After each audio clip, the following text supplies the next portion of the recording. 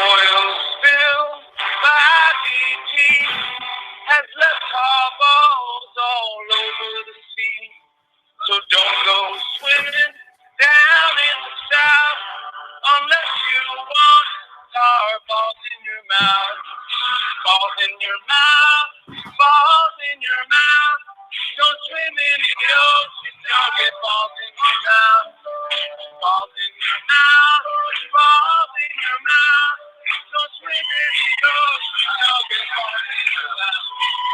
Balls in your mouth, balls in your mouth. Don't swim in the ocean, don't get balls in your mouth. Balls in your mouth, balls in your mouth. Swim in the ocean, you'll have balls in your mouth. Go ahead! Balls in your mouth, balls in your mouth. Don't swim in the ocean, you'll get balls in your mouth. Balls in your mouth, balls in your mouth. Don't swim in the ocean, you'll get balls in your mouth. Balls in your mouth, balls in your mouth. Don't swim in the ocean, you'll get balls in your mouth. Balls in your mouth, balls in your mouth. Don't swim in the ocean, you'll get balls in your mouth. Balls in your mouth, balls in your mouth. Don't swim in the ocean, you'll get balls in your mouth. Balls in your mouth, balls in your mouth. Don't swim in the ocean, you'll get balls in your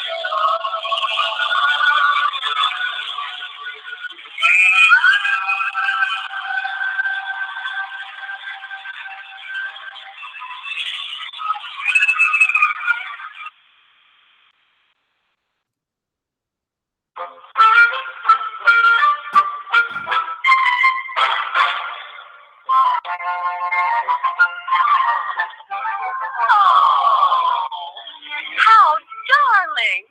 Absolutely adorable! Just precious! She's so cute! I get this all the time. Well, bye-bye.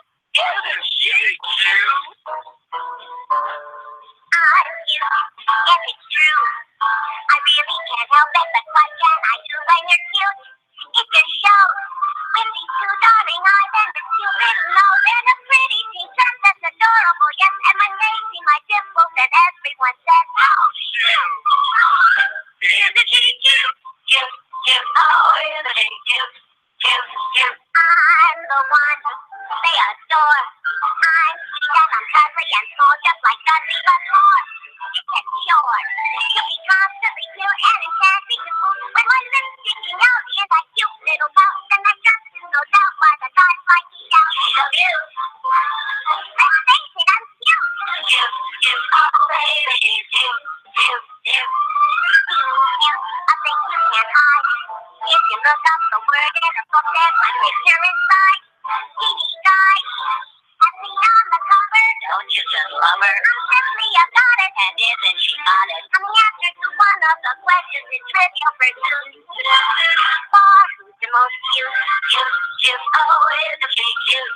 Cute, cute. I'm cute and ugly and I'm innocent, neat and so trusting. If you want our opinion, this song is becoming disgusting.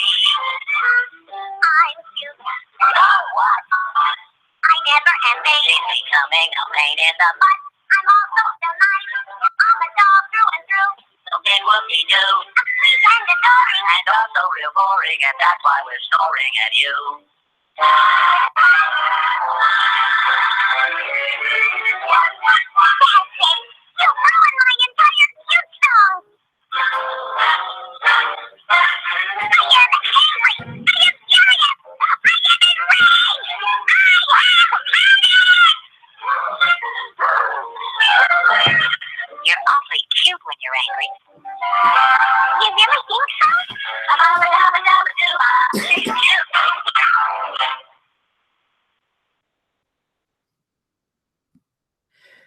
What's up?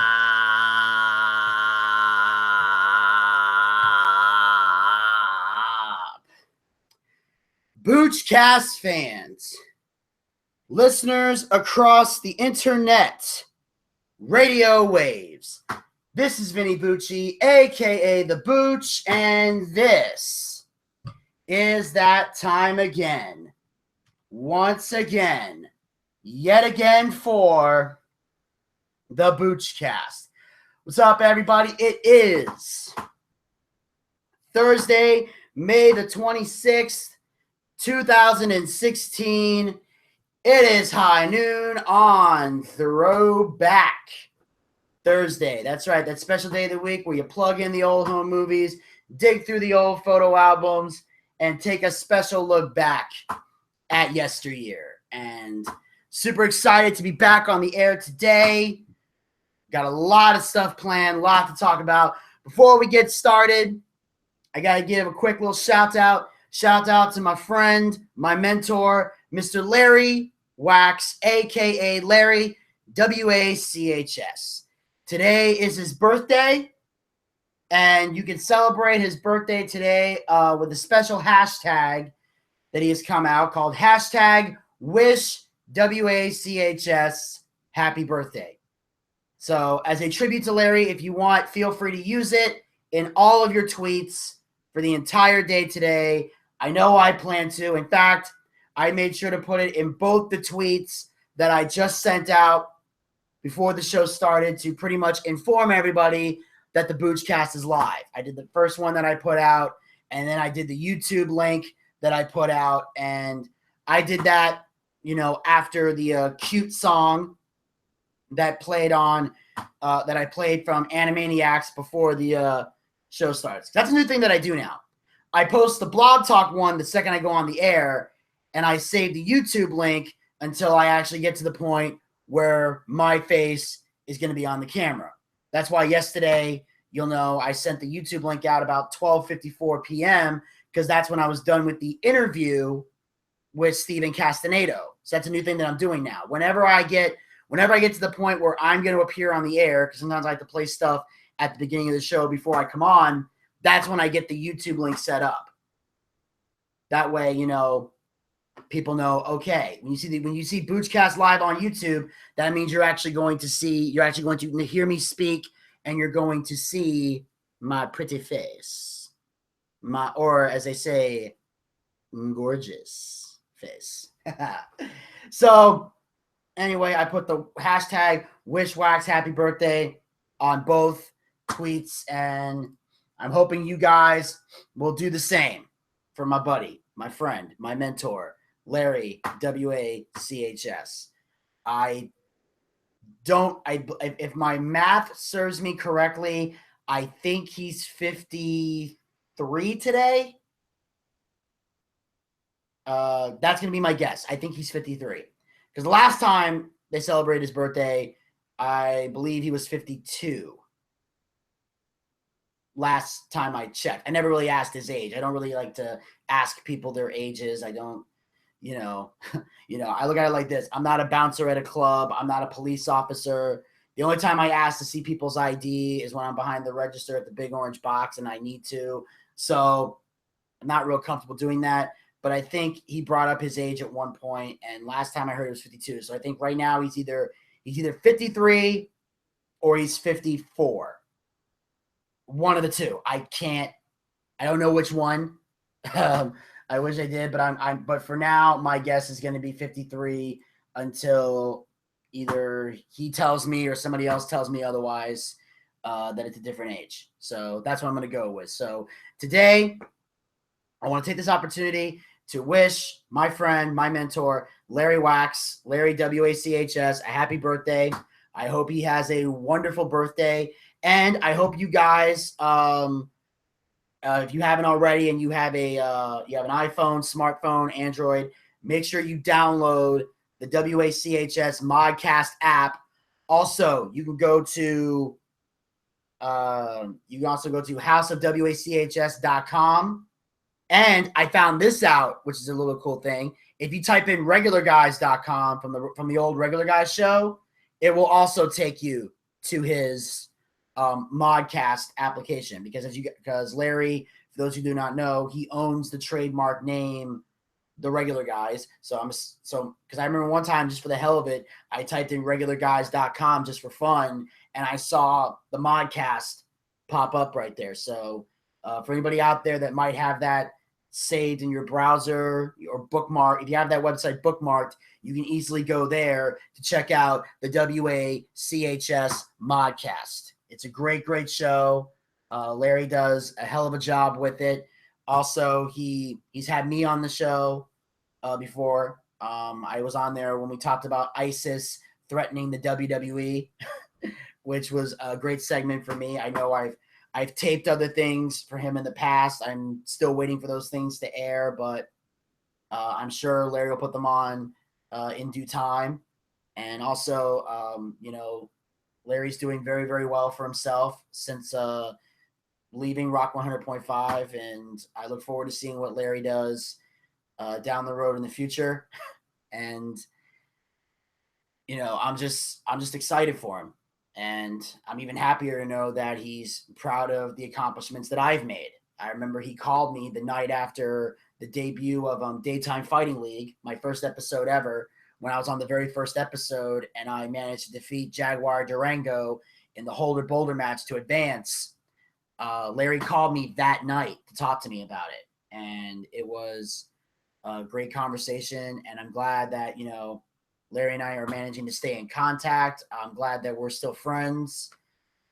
We still got each other's back, and like I said, Larry's got a lot of big things coming up, and I look forward to seeing what he does down the road. He's one hell of a talented individual, and I hope you guys will take time out of your day today to go wish him a happy birthday. There's the hashtags already up, so feel free to go wish him a happy birthday. You can find him on Twitter at House of WACHS. Just put that in the Twitter handle. You can find him. It'll say Larry Wax. Feel free to go send him a tweet, wish him a happy birthday, and just make sure he has a great time. And I hope he does have a great time. Wishing someone a happy birthday actually does more for people than you think. It really does. Like, you can have probably one of the worst days going for you, but when someone wishes you a happy birthday, it's a great, great feeling to have. And I know that because, on my birthday, I got, tons of people wishing me happy birthday. Some of them were people I rarely even talk to. Some of them were people I hardly ever talk to, but every now and then on my birthday, they at least give me that special shout out. And to some people, it might not mean a whole lot, but I know to me it does, to know that there are people out there that are excited that, that my birthday's coming, that my birthday's there. So I know it's a great feeling for me. So I know that it'll be a great feeling for Larry as well.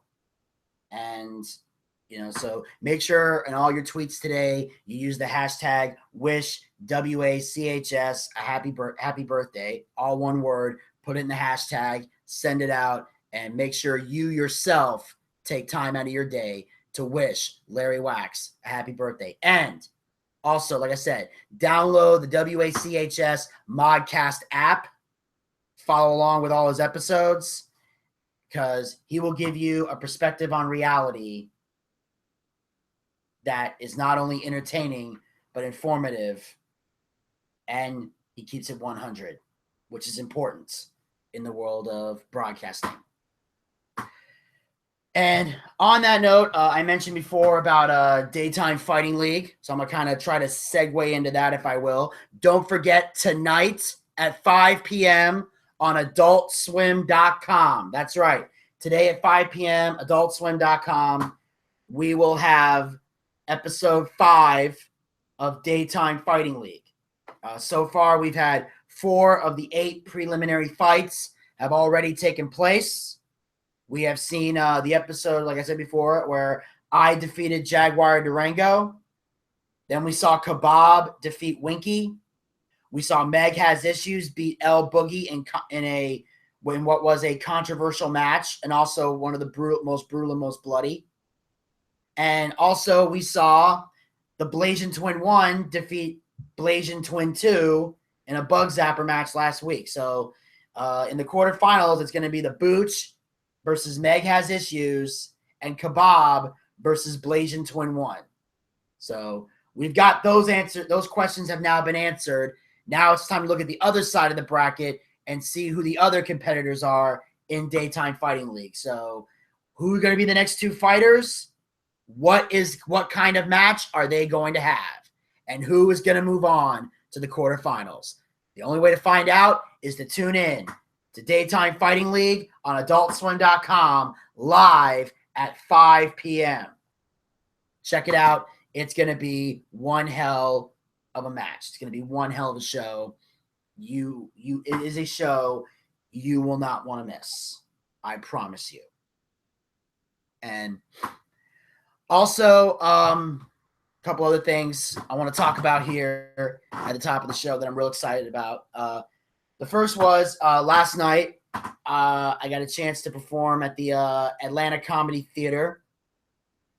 I had a decent set, despite the fact there was only 2 people in the audience and the rest were a couple comics who stuck around. But apparently, what happened was there was supposed to be a major show going on before the open mic that I did, and the show started late because they were waiting for more people to show up. So instead of starting the show at 8 o'clock, they started at 8:48 because the show's supposed to start at 8, end at 9:45, and the open mic goes from 9:45 to 11 o'clock. So by the time we got to the open mic, they had gone so far over time, it was almost midnight. And luckily, there was this one couple that stayed for everything, and we were very grateful that they did. And I still went out there and did my set, gave them a show, did the best I could. Working on, I was basically working on some of my material, and I got this new thing with my material now that I'm going to start doing, because I've made a very big effort to get on stage a lot more often than I normally have. And one of my goals is, right now I'm still I got some new material that I have some material I haven't used in a long time that I'm kind of bringing back. And basically what I'm trying to do is I'm trying to take some of the material I have and I'm kind of just trying to edit them, put them together. But I'm also trying to do something where I'm trying to tie different jokes together. So basically, I'm kind of working on segues this time around. I'm trying to learn how to make each joke flow and transition so that I can bounce them around if I need to.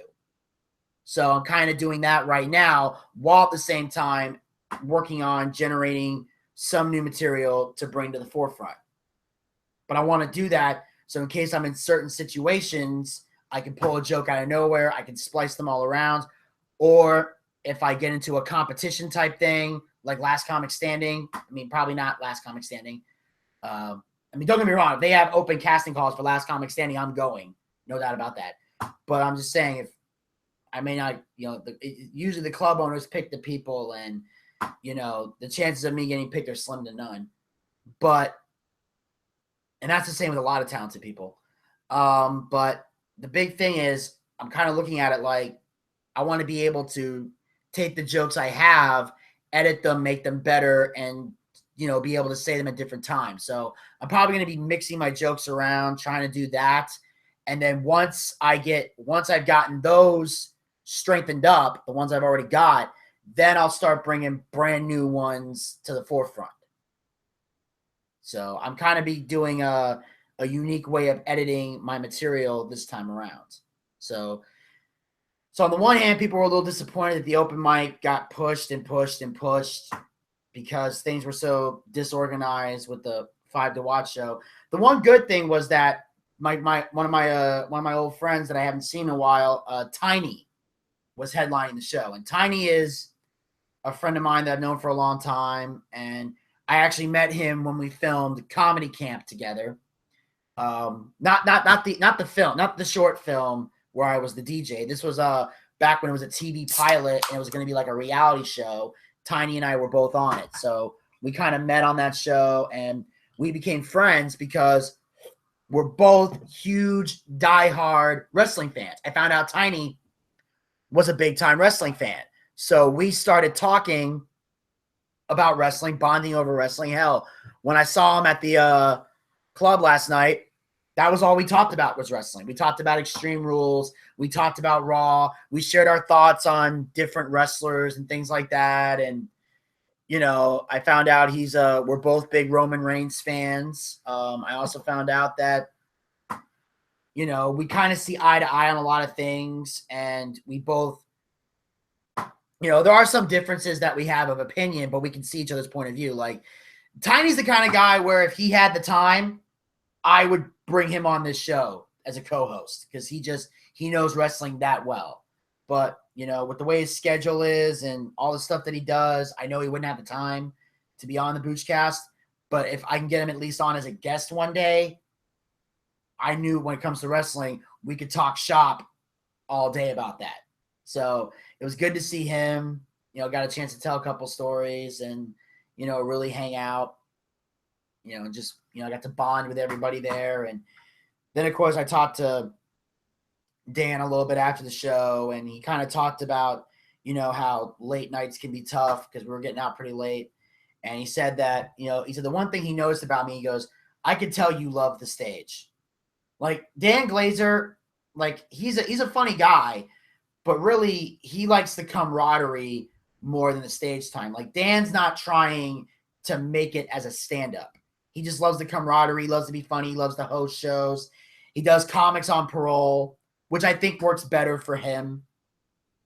And I think he does too. Like, he prefers the comics on parole type of thing and being out with the comics and having the camaraderie and hosting an open mic and, you know, doing all of that. But he could tell that with me that I love the stage. And the reality is I do. I love it so much. I mean,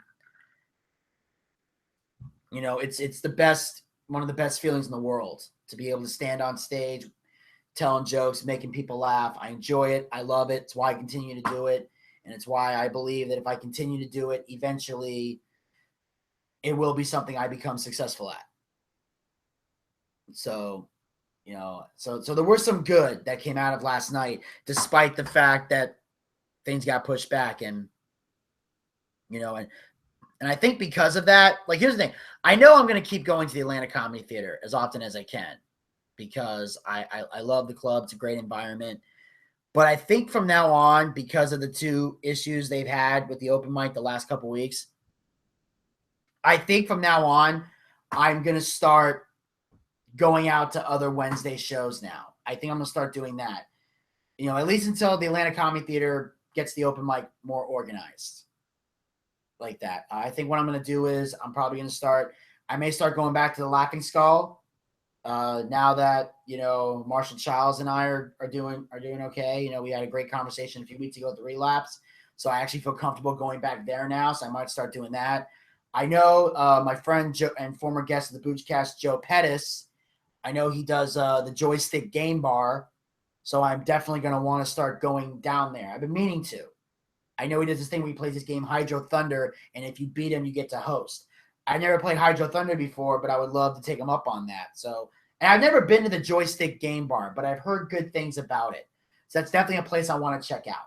So I think I'm going to go check out the Joystick Game Bar one week. I'm going to talk to Joe about getting some time there, and I want to be there when he's there and maybe start going out there a lot more often. I'm going to try going there. And I know Joel Byers, he does the Java Monkey.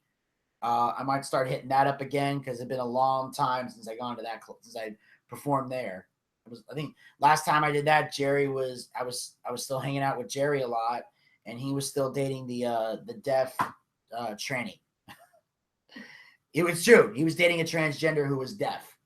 It's actually a funny story because Jerry didn't tell me she was deaf. He just told me he had a new girlfriend. So I said, hello, how you doing? Nice to meet you. Shook her hand. And we're sitting there, and Jerry's on stage. I'm kind of talking to her, you know, just because, you know, she's dating my best friend. So you want to get to know them. You want to build a rapport with them to know, okay, is this a girlfriend that I'll be happy to see too? Or is this a girlfriend that I'm going to have to pretend to like because she's dating my friend? That's the thing you want to know. So I'm trying to talk to her. She's ignoring me.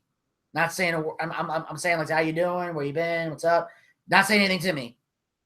Finally, Jerry gets done. I go on stage, do my thing. I get off stage. I pull Jerry to the side and say, hey, man, can I talk to you for a sec? And I go, dude, I don't know what your girlfriend's problem is, but I keep talking to her, and she's, like, ignoring me. She's being kind of a bitch. And Jerry's like, oh, I'm sorry. I forgot to tell you she's deaf. And I just looked at him like, why would you forget to tell me that? Dude, you don't forget to tell somebody that your girlfriend is deaf and that I'm trying to talk to a deaf person. That's like telling somebody she's not blind and you go out to shake their hand. And it's like, wow, she's a bitch. She wouldn't shake my hand. It's like, dude, she's blind. She can't see your hand. Oh, well, now I'm a doofus. Same thing with me. Like, wow, I'm thinking she's a bitch, and I'm like, wow, I'm the doofus trying to have a conversation with a deaf person who can't hear a fucking word I'm saying. But yeah, that was my last my experience at the Java Monkey. And I haven't been there in quite some time, but I think I'm going to start going there a lot more often. I'm going to start expanding my Wednesday open mic horizons while at the same time still working in the Atlanta Comedy Theater. You know, but I feel like, you know, I need to start going out to the other shows because I can't keep count. I can't rely on the Atlanta Comedy open mic to always be there. I've learned that. And that's not a knock on the club. I'm just saying that it's more the fact that Angela Miller started the show late. So that was kind of a problem. It wasn't necessarily the club's fault. It was Angela was running the show, and that's what she decided to do. And, you know, and it's like one thing where it's like, I'm not like, I want to say that I'm pissed off at Angela for doing that, but some of us were a little frustrated about it. But I'm not necessarily like angry with her to the point where I would not want to talk to her again. She's still a good person. I just feel like she didn't make a smart decision there. That's just me. I didn't think that was a smart decision to make. But who am I to but, you know, hey, it's not my show. So who am I to tell her how to run her show? But anyway, but yeah, that's just something I've decided to do Wednesday-wise. So you'll start seeing me at a lot more different Wednesday spots, and you know, you'll never know where I might pop up next. I might be at Joystick Game Bar. I might be at the Laughing Skull. I might be at the Java Monkey. I might be at the Atlanta Comedy Theater. But when it comes to open mics, I just like to pop in. I don't like to plug shows unless it's like a big show that I'm doing, like a major show where I'm either the headliner or the big act in town or something like that.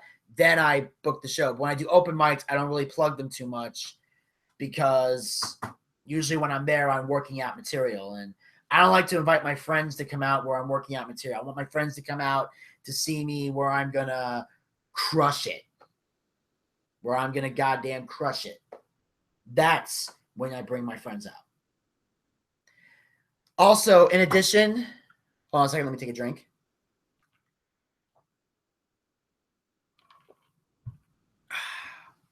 Yeah, by the way, you'll notice the title of today's show is I Drink and I Know Things. So I may take a drink. If you ever see a moment where I might be like really, really quiet, it's because I need to take a drink. And I got that from Game of Thrones. And I'm going to say this. I know a lot of people out there are fans of Game of Thrones. I'm not really that into it. It's not working for me. Here's why.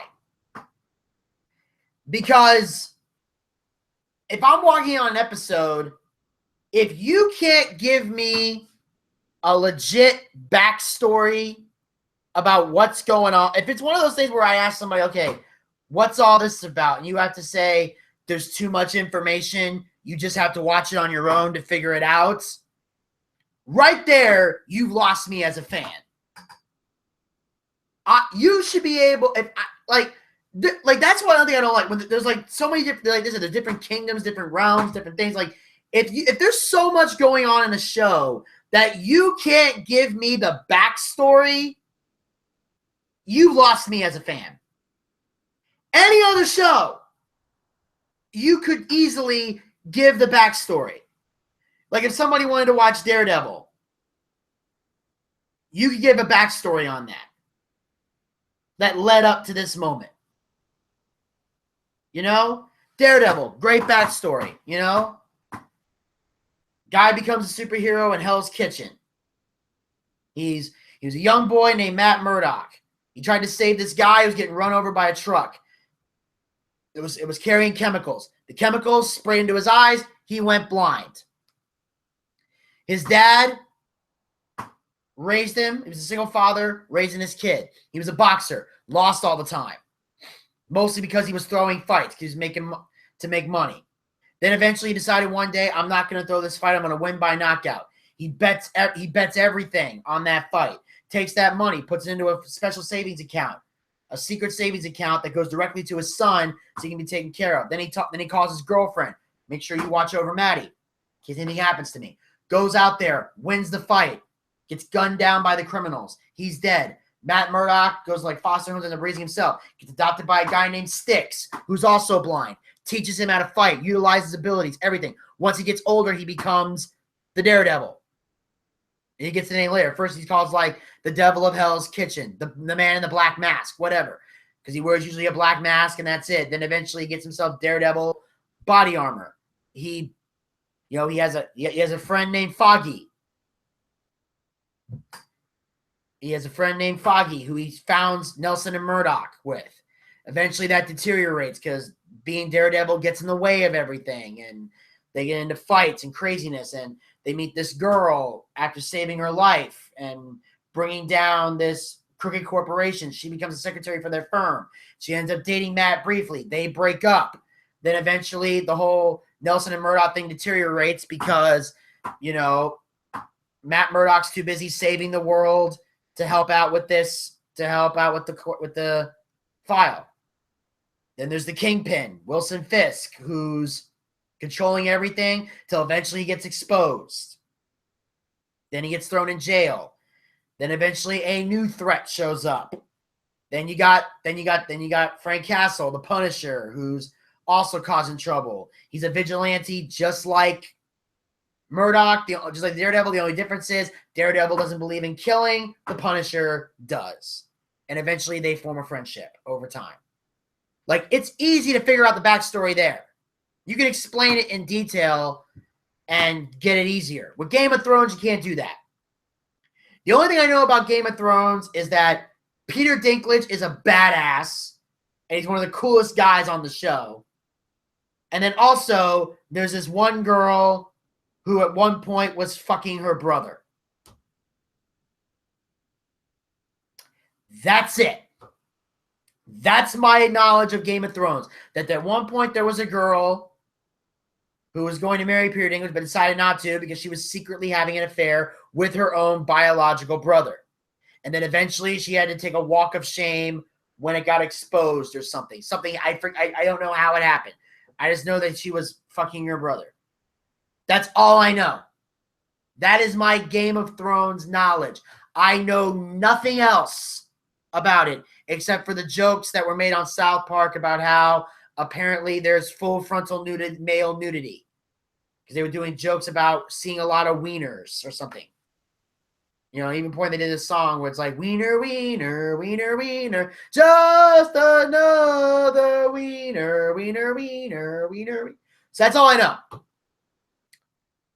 But I did happen to see the one episode. I came downstairs to fix myself a late night snack. My brother was in the living room watching, and that's when Peter Dinklage showed up and was talking about dragons. And he went, "How do you know?" And he goes, "That's what I do. I drink and I know things." And that just sounded badass to me. Like, Peter Dinklage, to me, is a great, great actor. I think he is. He's a little person, midget, whatever you want to call him. But he's so fucking talented. He really is. And I've seen him in different roles. I saw that brief moment in Game of Thrones. Was already making t-shirts of it. I've seen him in Elf. where he told the guy, you know, I get more action in a week than you get in your entire life. Call me Elf one more time. One of the best scenes ever, especially when, because Buddy the Elf is using all the basic midget jokes, but he's asking them as serious questions. Like when he said, does Santa know that you left the workshop? He really wants to know, does Santa know that you left the workshop? Did you have to borrow a reindeer to get down here? Like, seriously, did you borrow a reindeer or did you have a parachute? How did you get down from the North Pole? Like all the basic, it's so fucking funny and so fucking clever. And even recently, I saw Peter Dinklage in Pixels, where he played the rival to Adam Sandler. His video game rival, and then his name's like Eddie something, and they bring him back to help them fight the video game aliens, and all the time he's calling Adam Sandler second place. He's like, now you glad you sprung me second place? He goes, I'm the fire blaster, baby. I want to stay in the Lincoln bedroom of the White House, and I want you to arrange a get together with me, Serena Williams, and Martha Stewart. And at one point, he has Serena Williams with him on a date, and she leaves, and he goes, should have got Martha Stewart. I would have had a fucking panini by now. And then, of course, at the end, once they save the world, they're standing outside the White House. He gets a text message. He looks in the bedroom window, and there's Serena Williams and Martha Stewart waiting for him. So he sneaks into the White House so he can have a three-way with them. And then, of course, on Nip Tuck, Peter Dinklage played a nanny that ended up having sex with Julia. And he's a great actor. And I like that whole I drink and I know things. Like I said, I'm not a fan of Game of Thrones, but I'm probably going to quote that every chance I get. That's what I'm going to be. It's like, how do you know wrestling? That's what I do. I drink and I know things. It's great. I love that quote. I'm probably going to save that. But like I said, I'm not a big Game of Thrones kind of guy. Too much shit to learn. Okay? I don't need to learn shit.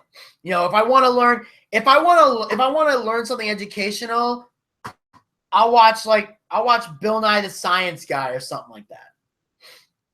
Which actually I am letting the cat out of the bag. That's actually going to be the next show that I plan on binge watching on Netflix.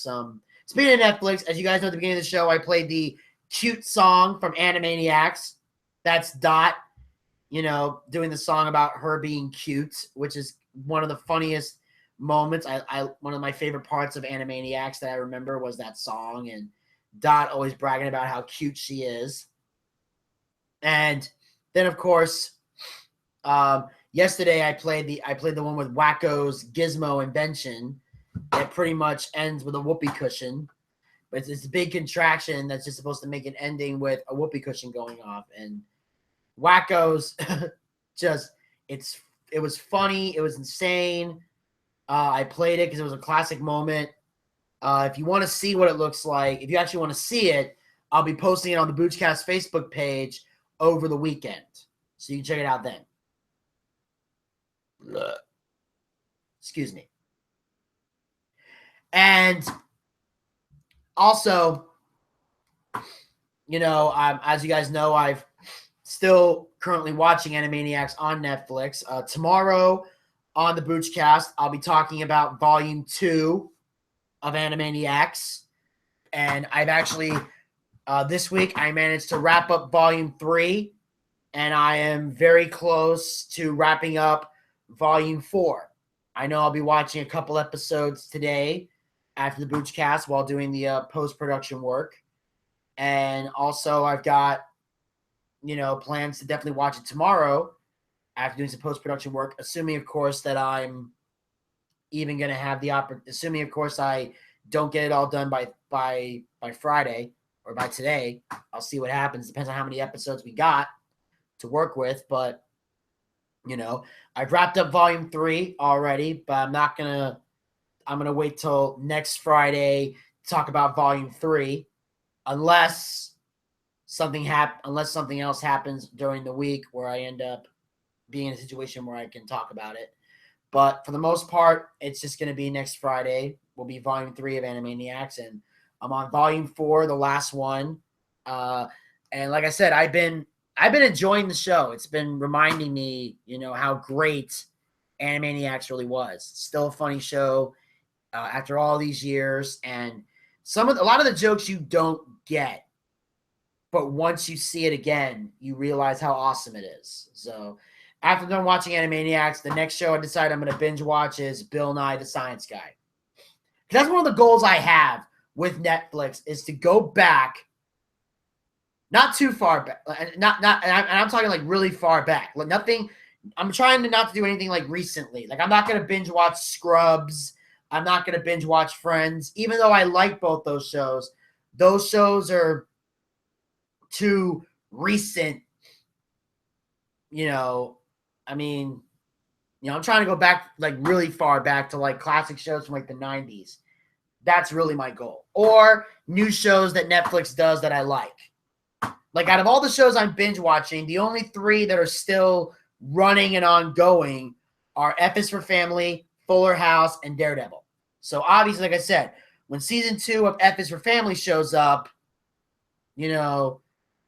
I'm going to immediately take a break from binge watching those shows and go back and get those. When season 2 of F is for Family, season 2 of Fuller House, or season 3 of Daredevil, I'm definitely going to follow those. So that may cause me to take a detour from all this. But in that meantime, in between time, I'll binge watch classic shows. And I know that Bill Nye the Science Guy is going to be the next show that I go to. Just to check that out, because I still think that's one of the best educational shows on the planet, and it'll give me a new perspective. Now that I'm older, I could probably understand it more.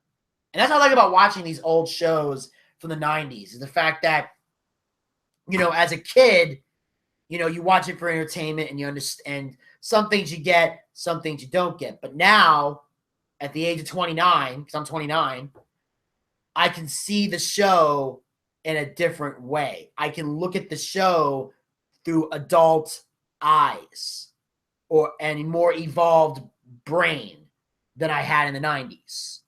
Because I'm a lot smarter now than I was in the 90s. I'm a lot wiser now than I was in the 90s. I'm a different person now than I was in the 90s when these shows were out and popular.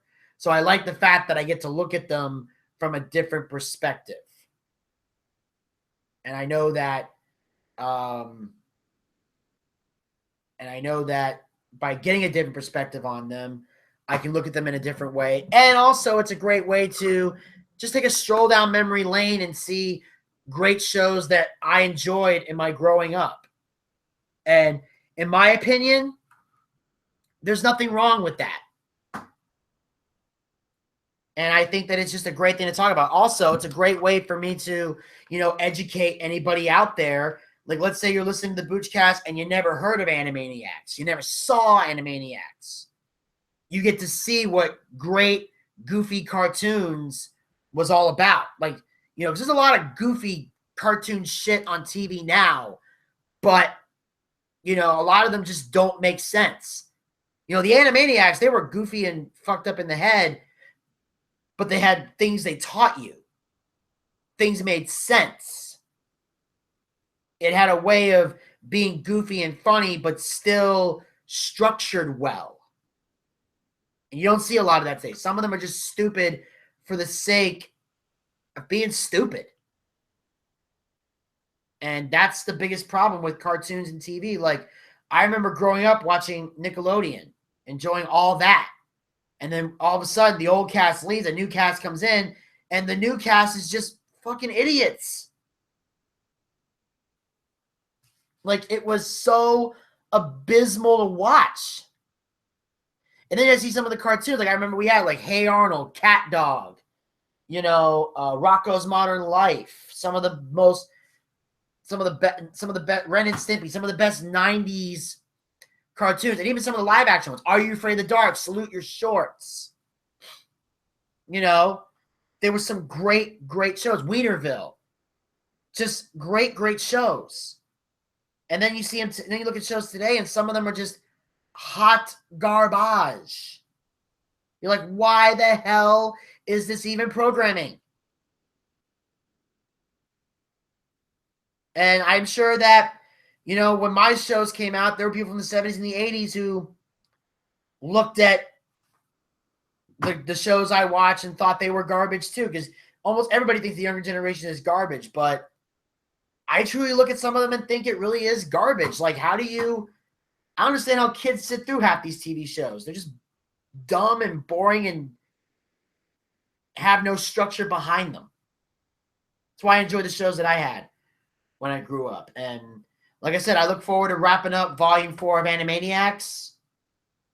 Once that's done, I'm moving on to Bill Nye the Science Guy. And tomorrow on the BOOCHCAST, I'll be talking about Volume 2 of Animaniacs. And I'll be playing some clips, some classic clips from Animaniacs for you guys to check out. All right, folks. Well, coming up today here on the BOOCHCAST, we're going to have a lot to talk about. Right now, we're going to take a short break here. And when we come back, I will have your recap of Lucha Underground here on the BOOCHCAST. And then later on, we'll get to NXT here on the BOOCHCAST. So I will be back right after this.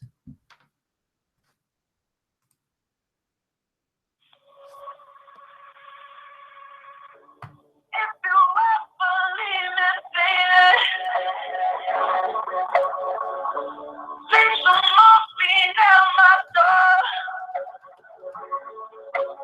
'Cause it would take a whole lot of medication to realize what we used to have. We don't have it anymore. No religion that could save us. No matter how long my knees are on the floor. Don't even mind all the sacrifices I'm making. Keep you by my side. Keep you from walking out the door. Cause there'll be no sunlight if I lose you, baby. There'll be no clear sky if I lose you, baby. Just like the clouds, I will do the same if you walk away. And fade away.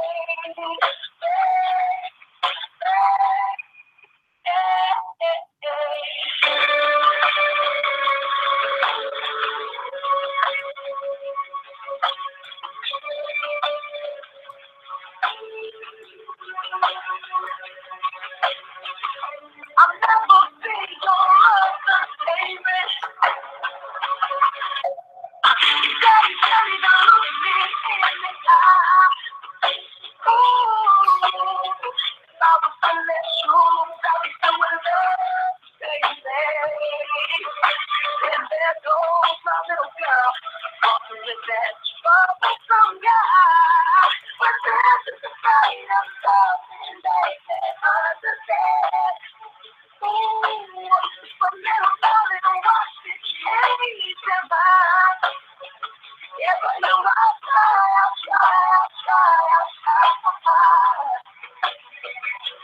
Pick up this broken pieces, still all bleeding.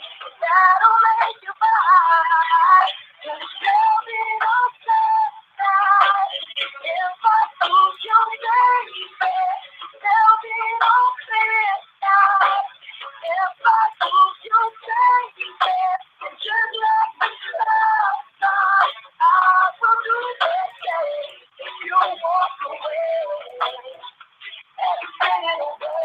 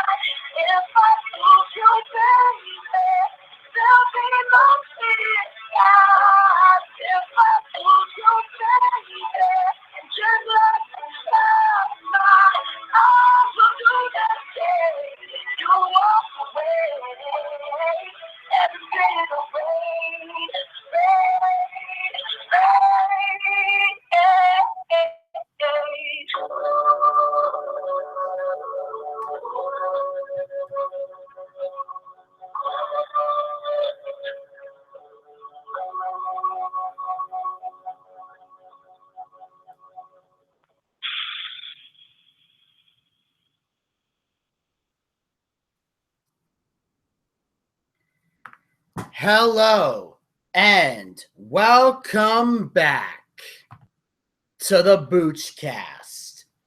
Now, during the break, we played Bruno Mars there for you with It Will Rain. And the song was released on iTunes for purchase on September 27, 2011. An accompanying music video was planned to premiere on October 26, 2011 on MTV. However, on October 24, 2011, Mars announced via Twitter that the music video had been delayed for several weeks. It eventually premiered on November 10th, 2011. The track appeared on the soundtrack to the film The Twilight Saga: Breaking Dawn, Part 1. And It Will Rain is a love ballad co-written and produced by Bruno Mars and his songwriting and production team, the Smeezingtons. I hope I'm pronouncing that right. The Breaking Dawn Part 1 soundtrack was released on November 8, 2011. Mars described the song as concerning the darker side of love.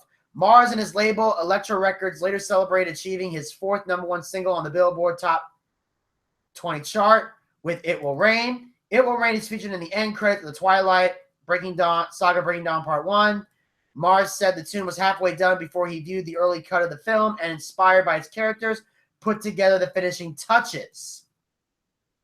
Alexandria Patsavis, music supervisor for the Twilight films, said she picked Mars because Part 1 centered on a wedding, and who more appropriate than Bruno Mars to write a timeless, classic wedding song.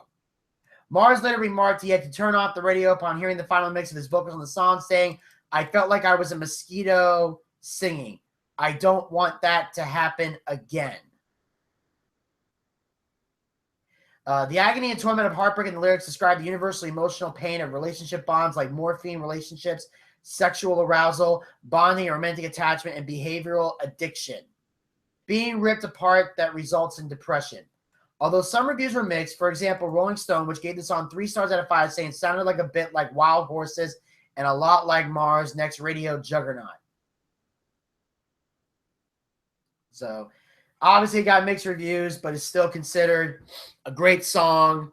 You know, love the emotion that Bruno Mars puts in. And, you know, I made jokes in the past about Bruno Mars in my act. But in all seriousness, the guy is very good. I give him credit. Bruno Mars can sing, and he's great. He's very emotional with his music. And he knows you feel his emotion and you get caught up in the emotion. So, you know, I'm still going to make fun of Bruno Mars in my act because I'm a comedian. That's what we do. I'll find ways to make it happen. But at the same time, I can admit I'm a fan of Bruno Mars. I'm starting to become one. He's very, very good at what he does.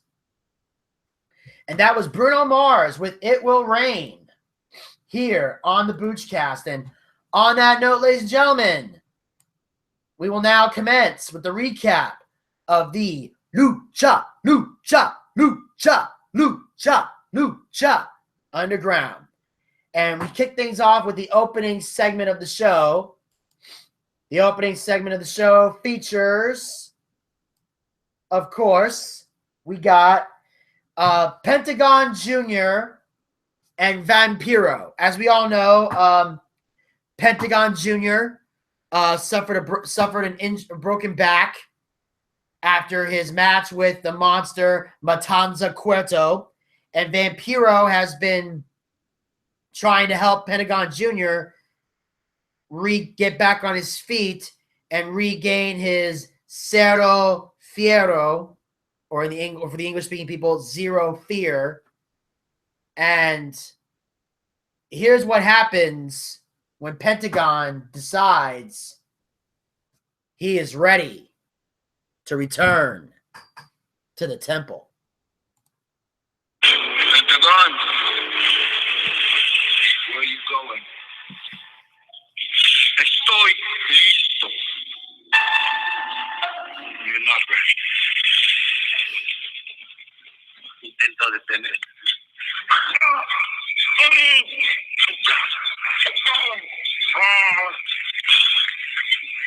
Don't ever question me again.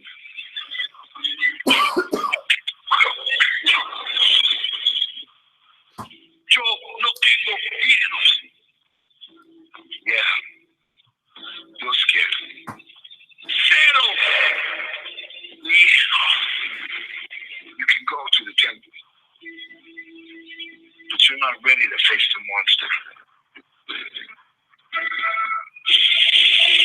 Not yet.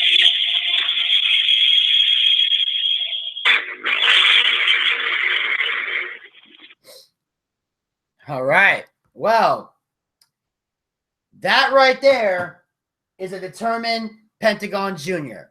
So basically, in Spanish, Pentagon Jr. was basically saying he's ready. And, basically Pentagon was like, try and stop me. That's why they locked up. And when he said, don't ever question me again, he had him in a hold. But then Pentagon broke out of the hold and said, I have no fear, and I'm ready to go back to the temple. And Vampiro says, you can go back to the temple, but you're not ready to face the monster. So Pentagon Jr., so that basically means there's a good chance we're going to see Pentagon Jr. return to in-ring action very soon. But it's going to be a long time before Pentagon Jr. steps into the ring with the monster Matanza Cueto, who, as we all know, is the Lucha Underground champion and the most badass motherfucker in wrestling right now. No doubt about that. This is going to be one hell of a fight when he steps into that ring. And on that note, we move on to the first official match of the night, which is in one corner, we have Joey Ryan versus Mascarita Sagrada. And of course, in his corner is none other than the most popular manager in wrestling right now, Famous B. And if you don't know much about Famous B, you're about to find out, because once again, he provides the introduction for his client. My name is Famous B. That's right, from the commercial. You know the number. It's 423. Get paid. And I'd like to introduce my client. It's all for you. Now hailing from Little Hollywood, California. Do you want the only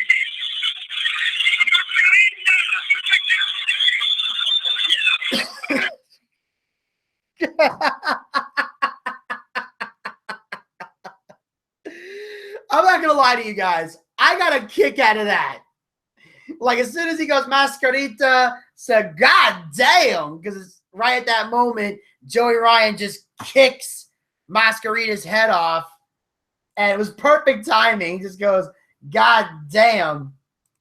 And then, of course, Joey Ryan beats the hell out of Sagrada in the corner, and then the match starts. And I'm going to say this match,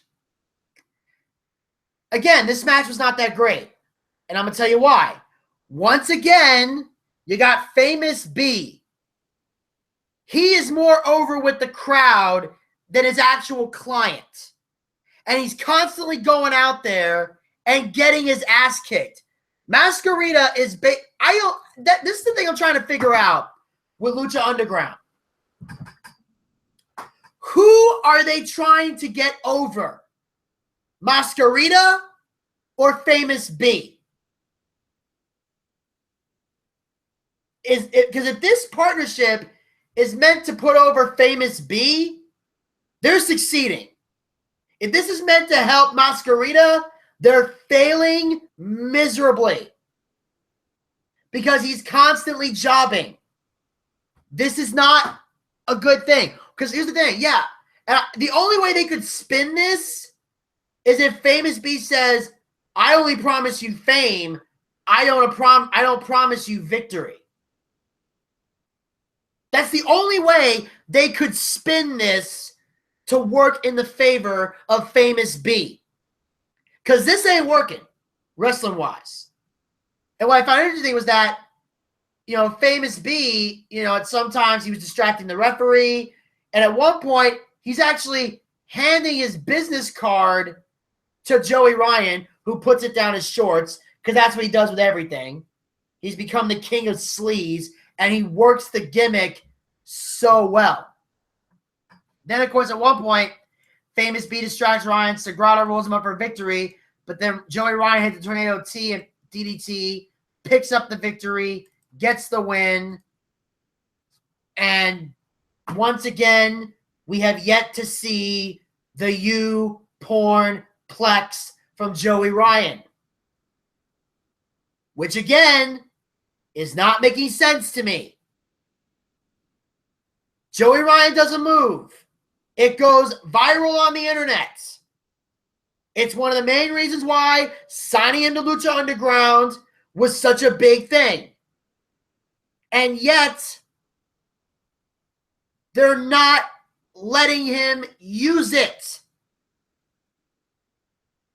And also, is he still sponsored by YouPorn? Because I get to see him wear a smidgen of YouPorn anything. Not even a patch on your tights or something. Put something YouPorn related there. Cut a deal. Lucha Underground, cut a deal with YouPorn. Let him bring you some money in. Hell, I know Lucha Underground could use the cash. They're low on funds as it is. Get YouPorn to sponsor you. I'll tell you right now, it's one of the most popular porn sites on the planet. I know, I go there a lot. Most guys do. Get some sponsorship money in. What, are you afraid people are going to look down on you because you got sponsored by porn? Joey Ryan's already lathering his hairy body up with baby oil and shoving and then squeezing it into his tights. It fits the gimmick perfectly. And all you gotta do is put the YouPorn thing like on his jacket or something. You don't have to necessarily put YouPorn logos all over the temple. Just put it on Joey Ryan and feature him. Feature him on the card every night. That's how you get your money's worth.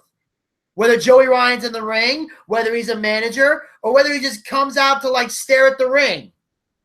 Hell, so Joey Ryan you might do something where you could make a guest commentator spot.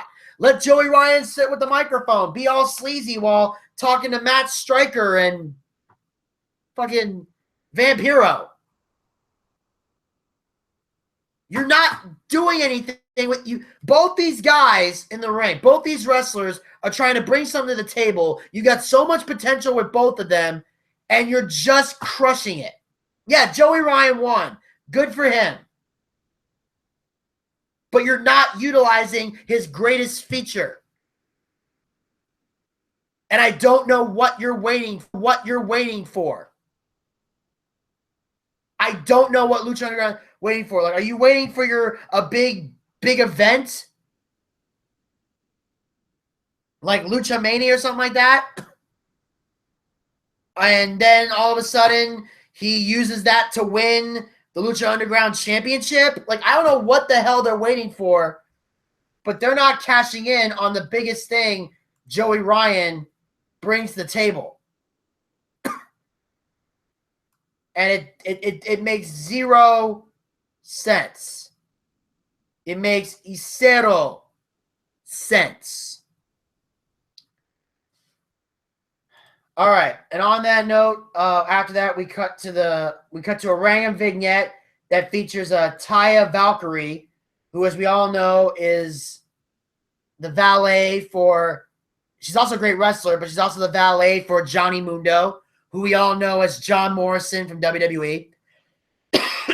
And, you know, Taya, we've seen her perform in the ring, but we don't know much about her. Well, here's a chance for us to get up close and personal with Taya Valkyrie. Check this out. When you look in the mirror, what do you see? Do you see someone that you don't like? Do you see someone that is a disappointment? Do you see someone that needs improvement? Because I don't. I see confidence.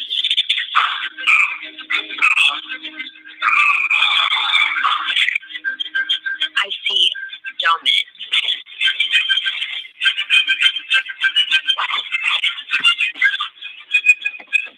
I see strength.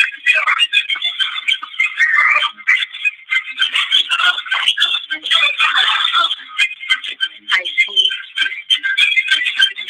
power.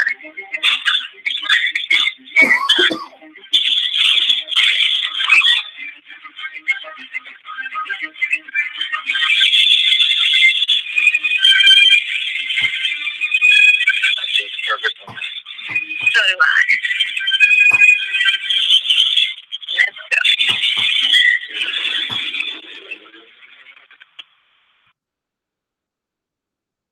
Well, there you have it. And then, of course, while this vignette airs and they pull away, we see that the tagline says, Taya has brought perfection to Lucha Underground, which I got to say, I love the fact that they did this. Because now it shows that Taya, while working with Johnny Mundo, because Johnny Mundo shows up at the end, at the same time, she is her own person. That she has her own gimmick. That if, God forbid, something were to happen to Johnny Mundo, Taya could stand on her own 2 feet. She could get in the ring and be a solo competitor and really step into the ring and do something. And that's definitely something important that you want to show to everybody else. Like, it's great to be a team. It's great to have an alliance. But at the same time, you have to maintain some level of individuality in case your partner, something happens to them. Like your partner gets injured, your partner gets fired, your partner gets suspended indefinitely. You got to make sure you're able to stand on your own 2 feet. Because if you're not, you're not gonna. Your career's gonna be in trouble. Big trouble. And then, of course, after this clip from Taya, we cut to another segment where we see good old King Cuerno. Now, as we all know, the last time we saw King Cuerno was a few weeks ago after Mil Muertes and Matanza had the Graver Consequences match. As we all know, Katrina was locked in a casket, but then vanished and disappeared. So Katrina has vanished without a trace. Then we see Mil Muertes get locked in the casket, but then the casket gets carried away by not the druids, but like people, weird dressed, tribal people. And then one of the hoods comes off, and it's King Cuerno with the casket. Since then, we have not seen King Cuerno until last night. And here is what he has to say about his new trophy. For too long, sat upon that throne like you were king of the jungle. But you forgot that it was my jungle that you inhabited.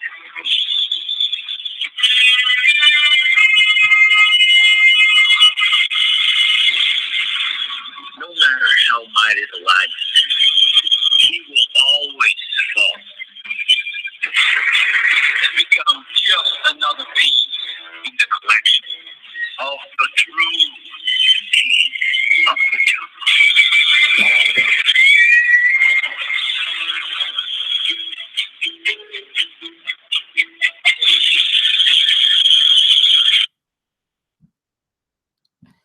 All right, now those of you who may not know, that showed King Cuerno's house. And he has like all the, deer heads and everything up there because he's known as the hunter. That's why his catchphrase is, the hunt is on. He actually has a plexiglass box with Mil Muertes inside it. Like dead, unconscious. Mil Muertes is now a trophy in King Cuerno's trophy case. And what I like about this is I think this is going to lead to a massive push for King Cuerno. I'm wondering if Katrina is going to try to will ever come back and try to align herself with King Cuerno. Because as I mentioned before, we've noticed the sexual tension between them. It was palpable in the temple. So I could definitely see that scenario happening again. I could definitely see a moment where that could work. But also, what I'm also noticing is that I think King Cuerno is on the road to becoming the next Lucha Underground champion. I think he's gonna be we're gonna see him stand on top of the mountain. And I think he's gonna be gunning for Matanza next. I don't know how he's going to do it, but somehow his goal is to get that done. And on that note, we move on to our next match of the night, and it's for the Gift of the Gods Championship. Chavo Guerrero defends the gold against Brian Cage. And this was an awesome match. Both these men are amazingly talented. Chavo Guerrero, despite everything, can still go in the ring. And he proved that in this match. Chavo Guerrero, he could still wrestle. He could still go. He could still wrestle that lucha style and act like he's never missed a step. And I think until the day comes that he starts missing steps is the day he needs to walk away. But for now, he can still go. But of course, Cage proving he is a muscle-bound psychopath and just decimates Chavo. I mean, look at me. I mean, there were so many near falls in this match. It was insane. There were times where it looked like it was over. But in the end, Cage was able to overpower Chavo Guerrero, hit the drill claw. 1, 2, 3. Your winner and the new Gift of the Gods champion, Brian Cage. And I love the fact that he became the Gift of the Gods champion. Because I felt Cage getting his medallion stolen was a stupid storyline anyway. I thought it was even dumber that Chavo Guerrero was holding the championship, especially when I knew they're never going to push him. He's pretty much there to help get talent over. But to see Brian Cage get that redemption and win the Gift of the Gods title was awesome. Especially since Cage, he's one of the few big men that can come into Lucha Underground and the crowd respects him. Because at first when he came in, a lot of people were like, oh, great. Another muscular guy, another bodybuilder. Haven't we seen enough of that in the WWE? But then Cage comes out and becomes this amazing star and can kick ass, take names, cut promos. He's proven himself to be great. And if anything, I definitely think he deserves to be Lucha Underground champion because he's that damn good. And he's proven it time and time again. So it's great to see him as the Get to the Gods champion. But what was even greater, what was even crazier, was what happened after he won. Cage grabbed the microphone, and here's what he has to say about becoming the new Gift of the Gods champion. I want to exchange the gift of the gods for a match with you next week. And I'm going to get out of here that you will join the World Champion because I'm in a monster. Blockbuster news. The Machine Cage is the Gift of the Gods title. And now, with the Lucha Underground champion, Matanza Plato, next week. How in the world will the Temple not struggle with this when the monster meets the machine? Holy shit! Cage is wasting no time. Next week on Lucha Underground, Cage will go one-on-one with Matanza Cueto for the Lucha Underground Championship. Now, obviously, he's cashing in the Gift of the Gods Championship, and he's wasting no time. That means once that bell rings, Brian Cage is no longer the Gift of the Gods champion, regardless of whether he wins or loses against Matanza. Cage wins, he's Lucha Underground champion. He loses, he has nothing.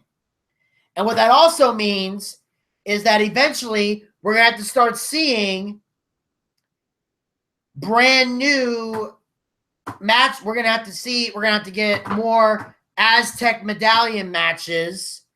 And we're going to have to get all 7 of the ancient Aztec medallion. Basically, we're going to have individual matches again where people wrestle for one of the 7 ancient Aztec medallions.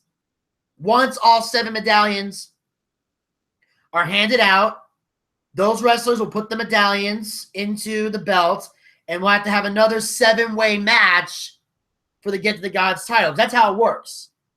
That's what happens when the title is vacant. That's why Cage was able to fight for the actual belt, because the actual belt was already crowned. So right away, we're going to be going back to the medallions after we waited this long for people to get the 7 ancient Aztec medallions. Now they're going to have to scatter and separate again till we bring them all back together. This is like the Dragon Ball Z of wrestling. That's pretty what these medallions are. They're just like the Dragon Balls.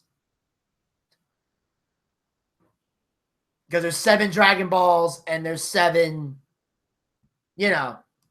medallions. So all I know is Lucha Underground already looks like it's going to be great. I am already looking forward to the main event match, and it's going to be great. Cage and Matanza for the Lucha Underground Championship. And Dario Cueto can't do nothing about it. Because once you get to the Gods champion, you can cash that puppy in. And on that note, we move on to the backstage area where recently we found out there was going to be the main event was originally supposed to be a match for the Trios Championships. It was going to be Prince Puma, Rey Mysterio, and Dragon Azteca Jr. against PJ Black, Jack Evans, and Phoenix. Well, upon finding this out, all of a sudden PJ Black and Jack Evans have a chat with Taya, who has a surprise for them. And here's what that surprise was. You guys are going going to love Johnny. It's the big surprise. Hope so, Chris. It's good.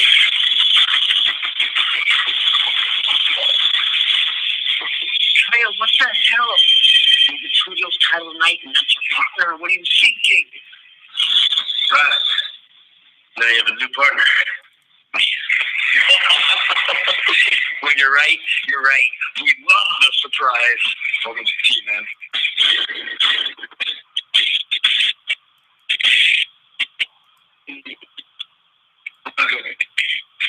But hold up, I forgot something.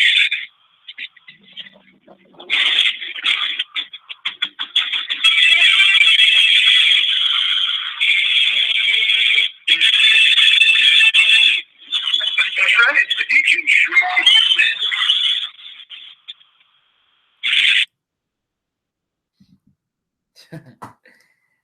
Damn. Damn. So basically what happened was they knocked out Phoenix. So when Johnny Mundo said, wait, I got one more thing, he kicked Phoenix in the face one more time. Because basically Johnny Mundo, they decided to take Phoenix out of the equation, and now Johnny Mundo is now going to come in as their third tag team partner. So we're going to see Johnny Mundo team up with Jack Evans and PJ Black, take on Prince Puma, Rey Mysterio, and Dragon Azteca Jr. for the Trios Championships. However, before we see the Trios Championship, we cut to the backstage area where we see Joey Ryan in Dario Cueto's office. When all of a sudden, he gets confronted by Cortez. Because for those who don't know, Joey Ryan and Cortez are undercover police officers who are infiltrating the temple to help bring down Dario Cueto. Well, Joey Ryan decides to go looking for evidence, and here's what goes down. Hey, what are you doing? Dario and his hot ninja aren't here. Now's my chance. This isn't how we do things. It's been months and I've got nothing. I'm starting to look as bad as you. I need evidence. What kind of evidence? Anything that proves Dario Cueto's the scumbag that Vasquez thinks he is. Are you just going to stand there or are you going to help?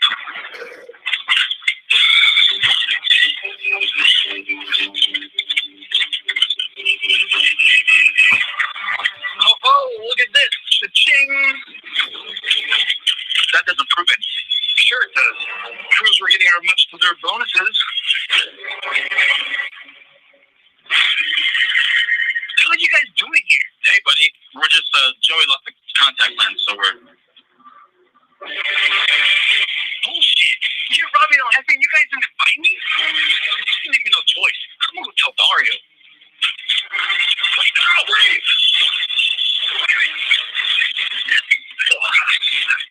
What the hell are you doing? Francisco Garza, you're arrested.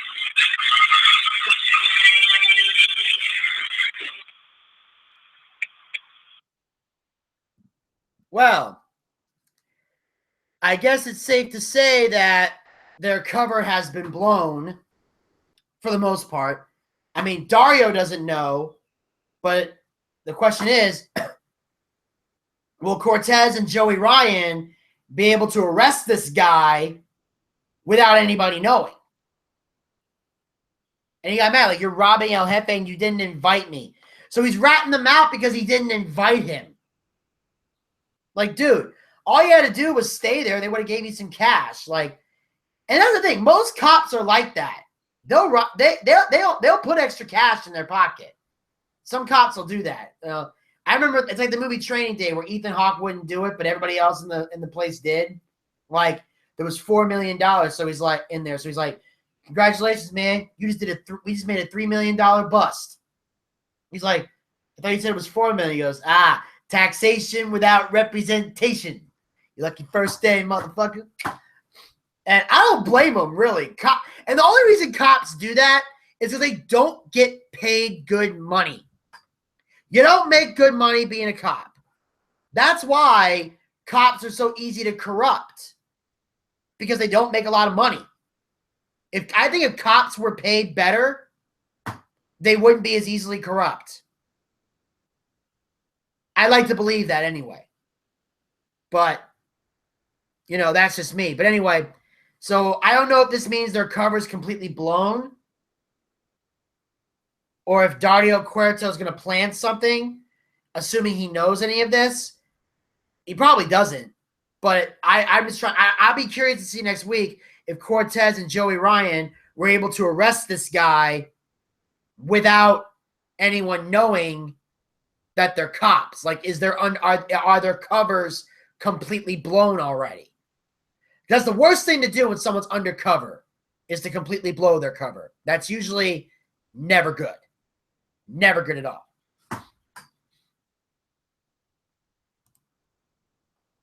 And we'll have to figure out, because now Cisco is now under arrest. So this is going to be a big moment here that we're going to see. And I just remembered Cisco and Cortez used to be tag team partners. So now Cisco realizes Cortez was not all who he thought he was. But after all this, we do have the main event match for the Trios Championships. And this match, what can I say? Flawless. Flawless victory for everyone involved. Well, technically there was one winner, one loser. But in terms of a match, all 6 of these guys pulled off an amazing match in the ring. It was a great, epic moment. Everything that needed to be done got done. Everything that needed to be said was said. And it just worked out great for everybody. I mean, it was a great match. All the great back and forth action, all the basic lucha moves, all the great high spots, everybody getting their shots in. Everything was great. The storytelling was amazing. Like, these are 6 of the best I've seen thus far. Prince Puma, Rey Mysterio, Dragon Azteca Jr. are all talented. PJ Black, Jack Evans. PJ Black belongs here.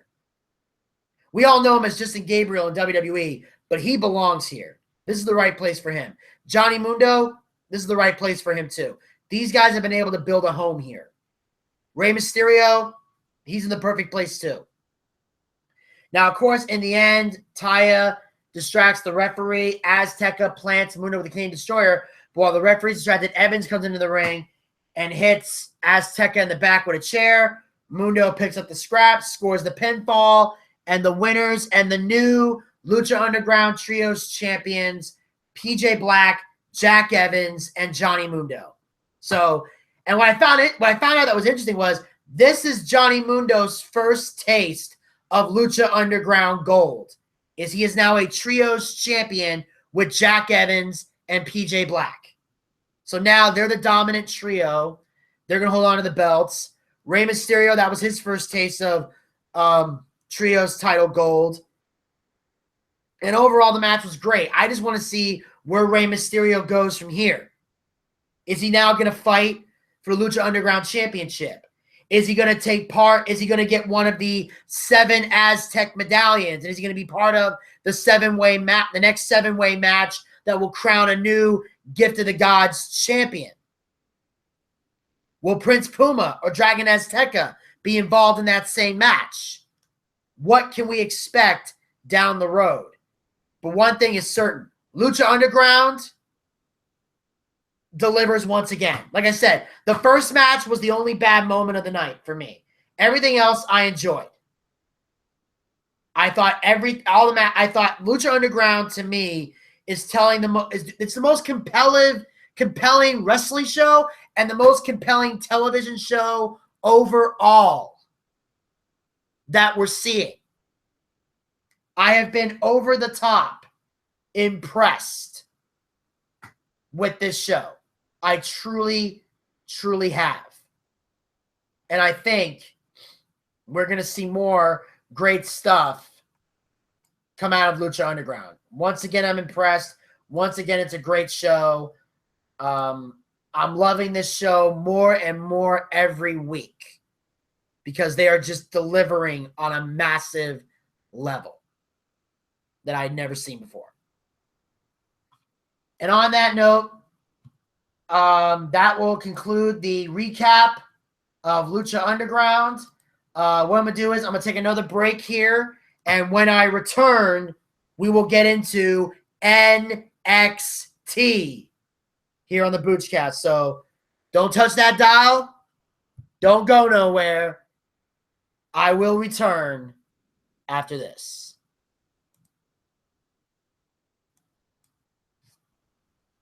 Baby squirrel, you sexy motherfucker. Give me up, can't you fade it? I gotta tell you a little something about yourself. No one above knowledge who you were lady. But you walk around here like you wanna be someone else. I know that you don't know it, but you're fine, so fine. Fine, so fine. Oh girl, I'm gonna show you when you're mine, oh mine.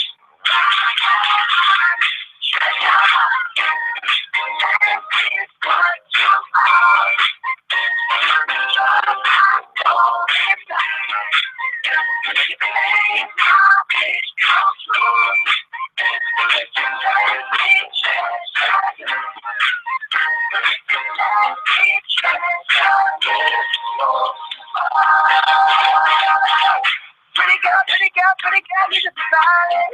I feel like you should never look so blue. Everything I see in my dreams, I wouldn't say that to you if it wasn't true. I know that you don't know it, but you're fine, so fine. Fine, so fine. Oh girl, I'm gonna show you when you're mine, oh mine.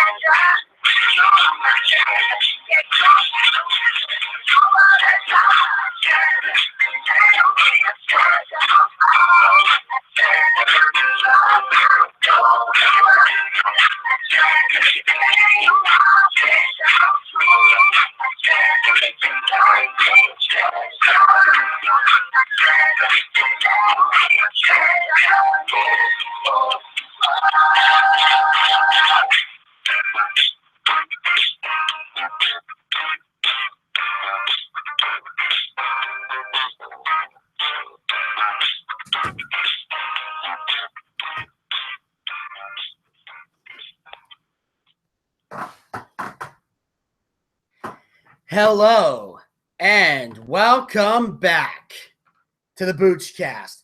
During the break, we played another Bruno Mars song there for you. That was called Treasure, which is from his second studio album, Unorthodox Jukebox, which came out in 2012. It is inspired by Breakbox song Baby I'm Yours. Treasure was written by Mars himself along with Philip Lawrence, Ari Levine, and Fred Lee Brown, while production was handled by Mars, Lawrence, and Levine under the name The Smeezingtons. Still not sure if I'm pronouncing that right. The song is the album's fourth track and was selected as its third single by Atlantic Records. Treasure was first released to mainstream radio in Italy on May 10, 2013 through Warner Music. The track details Mars' band's time of partying and fun.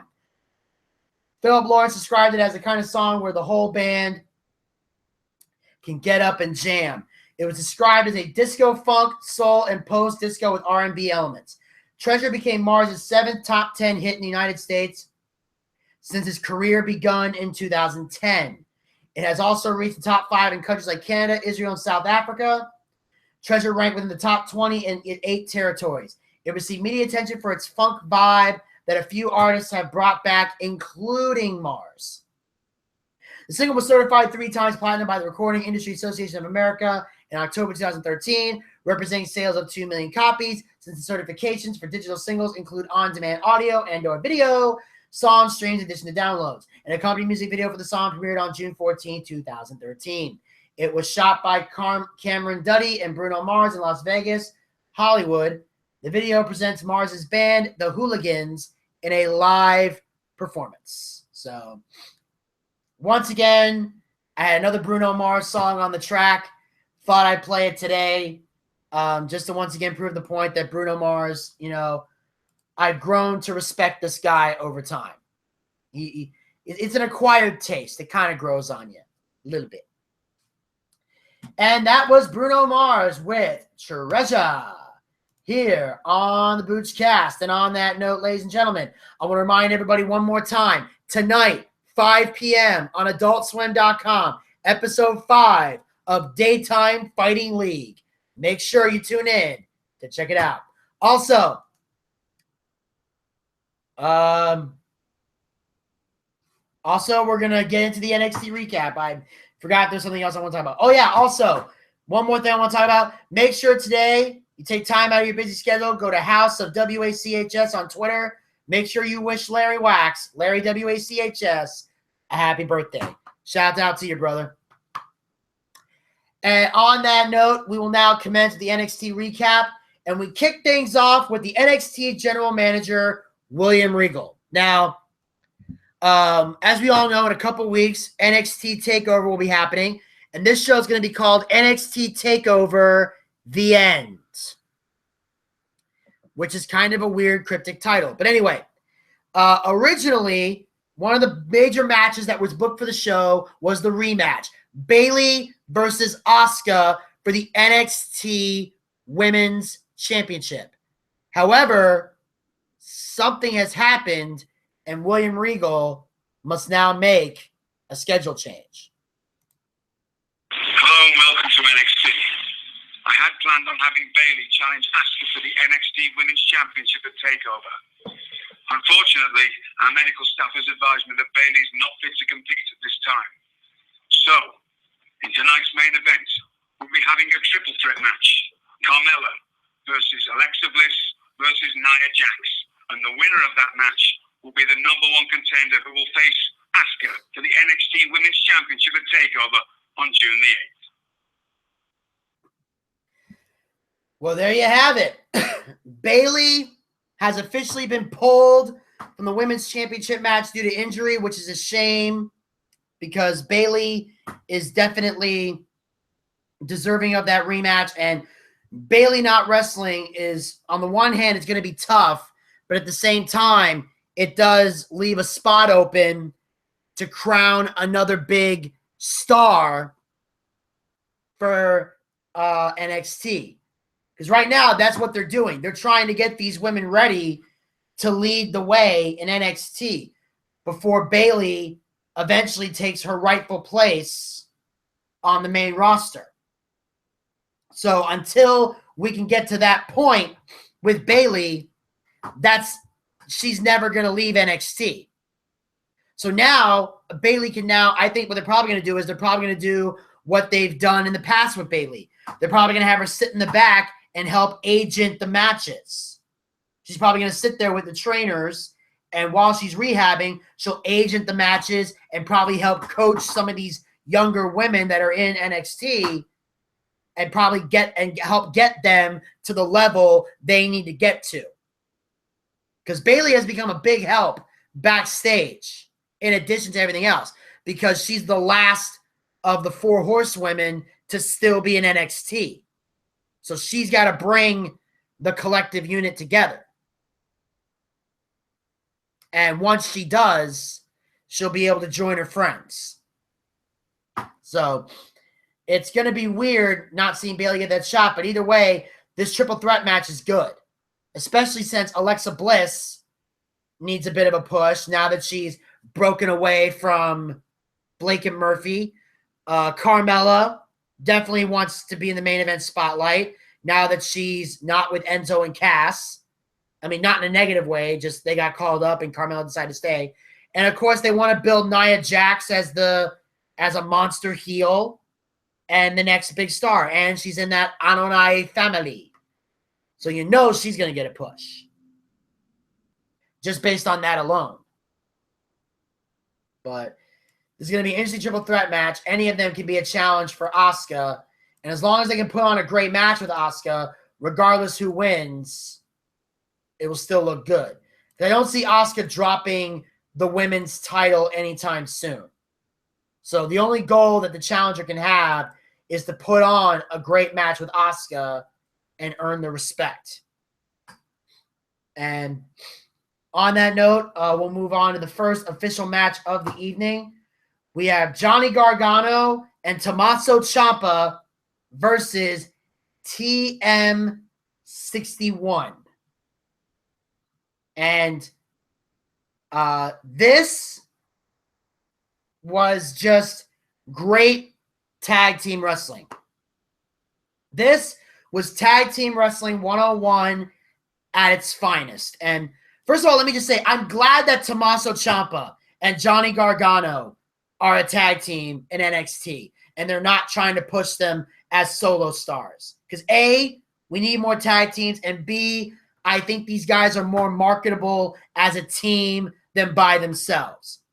And you got TM61, who are stars around the world. They competed all over the world. And they're finally in NXT. And they have a question about, it said, we're mighty, and the mighty don't kneel. I love that catchphrase. And I love how badass these two were in the ring. And they have a goal of becoming NXT Tag Team Champions, which means, again, they're almost guaranteed to stay a tag team. Because that's another division in NXT that needs to be restocked and replenished, is the tag team division. Because even though, yes, we have American Alpha, who's amazing. We have the Revival. They're great. We have the Hype Bros. They're decent. But other than that, we don't really got anybody. Especially with the Vaudevillains and Enzo and Cass on the main roster now. So we got to start that. And WWE needs to think about that. They need to start signing more tag teams now. We need to go looking out for tag team wrestlers. We don't need any more solo guys for now. We're good on the solo people. We're good on that. You need to bring in more tag teams so we can start having great tag team wrestling again. Those are things that WWE, NXT in general, really needs to focus on. Or NXT especially needs to focus on. But great, amazing chemistry. Awesome match. In the end, Tommaso Ciampa and Johnny Gargano were able to get the victory. And which is great because it definitely shows that they're looking to push these guys now and quite possibly make them future NXT Tag Team Champions. It gets because Tommaso Ciampa and Johnny Gargano, they were jobbing for quite a while. So it didn't look good, their careers. Now they're starting to get some wins under their belt. Now it's starting to build them up. TM61, they can live to get over another day. They've got the tools. They're good there. Everything will work out for those guys. I guarantee it. And on that note, after this great match, we cut to the backstage area where we see Bayley. Now, of course, we just mentioned Bayley has been pulled from the NXT Women's Championship match due to injury. So we catch up with Bayley backstage, and here's what Bayley has to say about losing her title shot. Bayley, how are you feeling after the announcement that you're no longer cleared to compete at TakeOver and thus won't be able to recapture the NXT Women's Championship? It sucks. This is the last thing that I want. And trust me, I've fought to have this rematch, but Mr. Eagle's probably right and made the right decision because I'm not a 100% and I'm not able to compete, especially against somebody like Asuka. And Bailey, why don't you just tell the truth? I broke you in our match. You'll never be the fighter you once were. In fact, you'll never be the same again. really, that's what you back, Naya. Watch it. And what are you going to do about it? Like snow. I'm going to run through you and that little blonde Alexa. It's going to be so easy. Oh, yeah, I'm sure. You have something you want to say about me? You ain't even worth it. What you think? As for you, this is my opportunity tonight. Got it? Now, I'll try to remember that later when I'm making you tap out. Right. Yeah. You okay? You're nice tonight.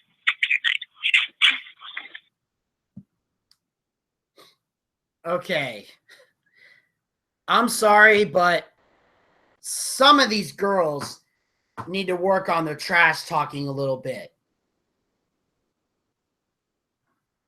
I gotta be honest. I'm not really liking that confrontation. Like the whole whatever or anything like that. That's, I guess it's a girl thing. I don't know, but I just found that irritating. I felt that could have been a lot more confrontational. They could have had a lot more clever stuff to say. Just something was bland about that. And I think these girls need to work more on their trash talkers, and at least be like, I'll see you tonight, and walk out. Like, at least have something, definitive to say, like, I'll deal with you in the ring, and walk away. Something like that.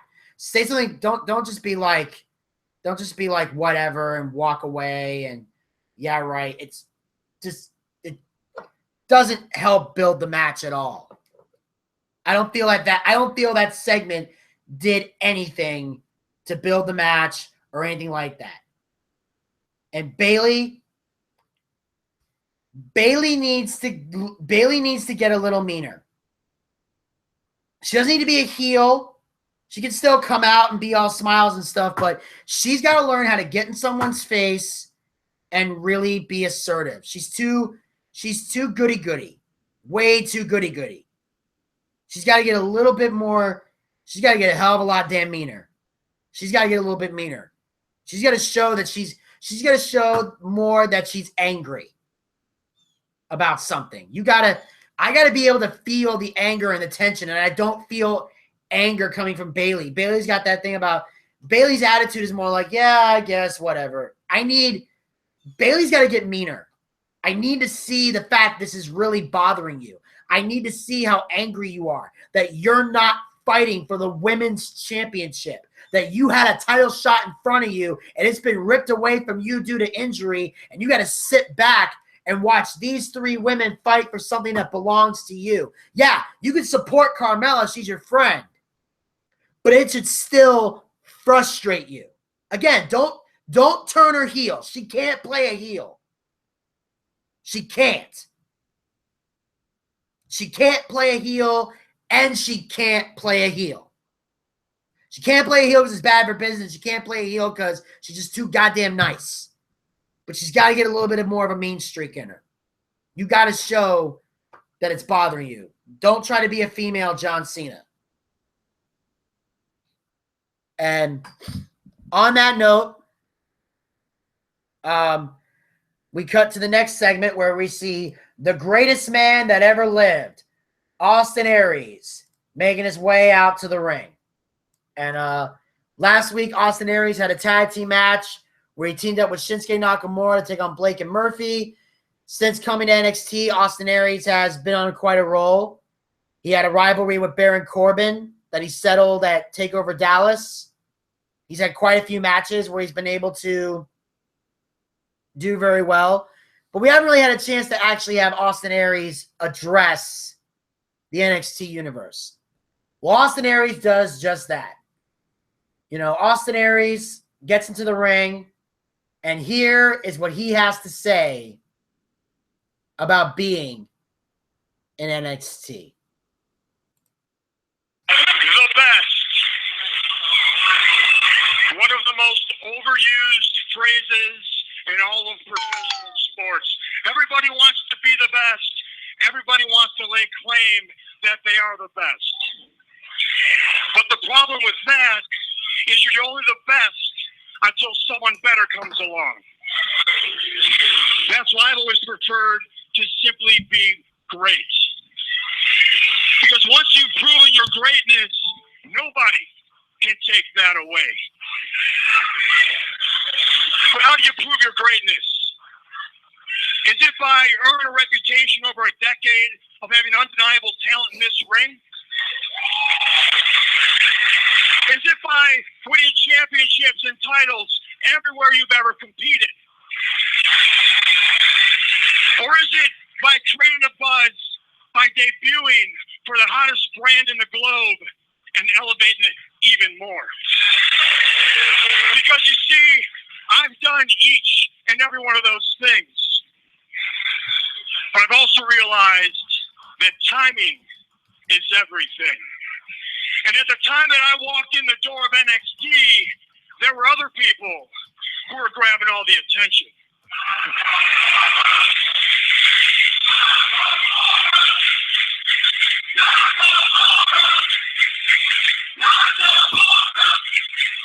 But all that's going to stop. All that is about to change.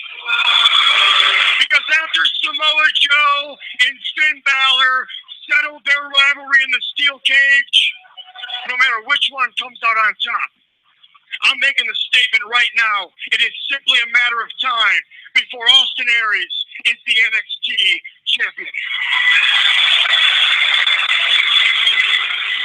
Because I'm not a man who sits on...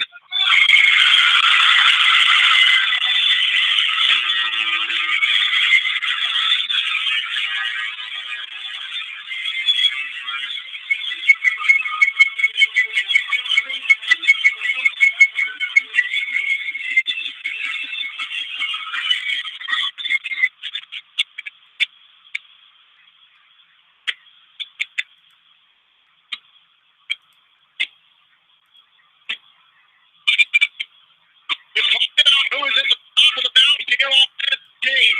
You cannot forget about Shinsuke Nakamura, a man who has lit NXT off the fire ever since his debut at NXT TakeOver Dallas. And like what he sees, I think it's fairly obvious it was a thinly veiled reference to superstars such as Nakamura when Aries just said.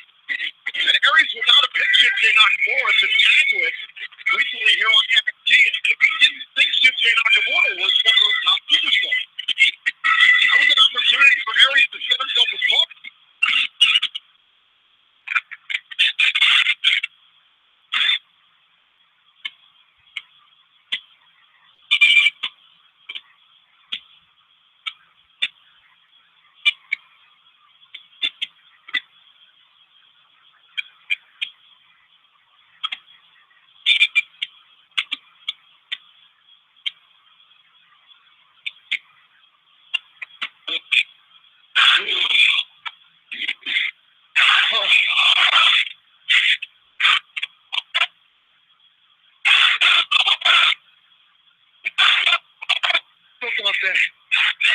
Something up there. You can get out. Oh. Sorry. You don't understand Japanese, right? I don't understand you. Yeah, me too. Anyway, NXT Championship. Not coming to greatness. Coming to King. Oh, some style.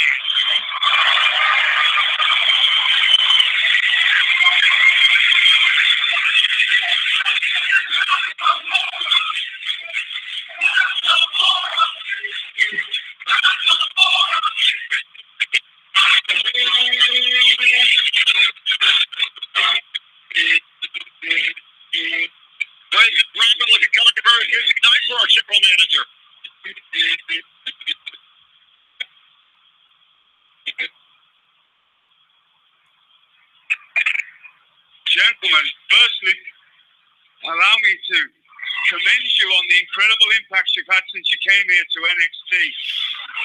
And I was incredibly intrigued last week to see you as a tag team, but seeing you both stood there, I'm seeing something more.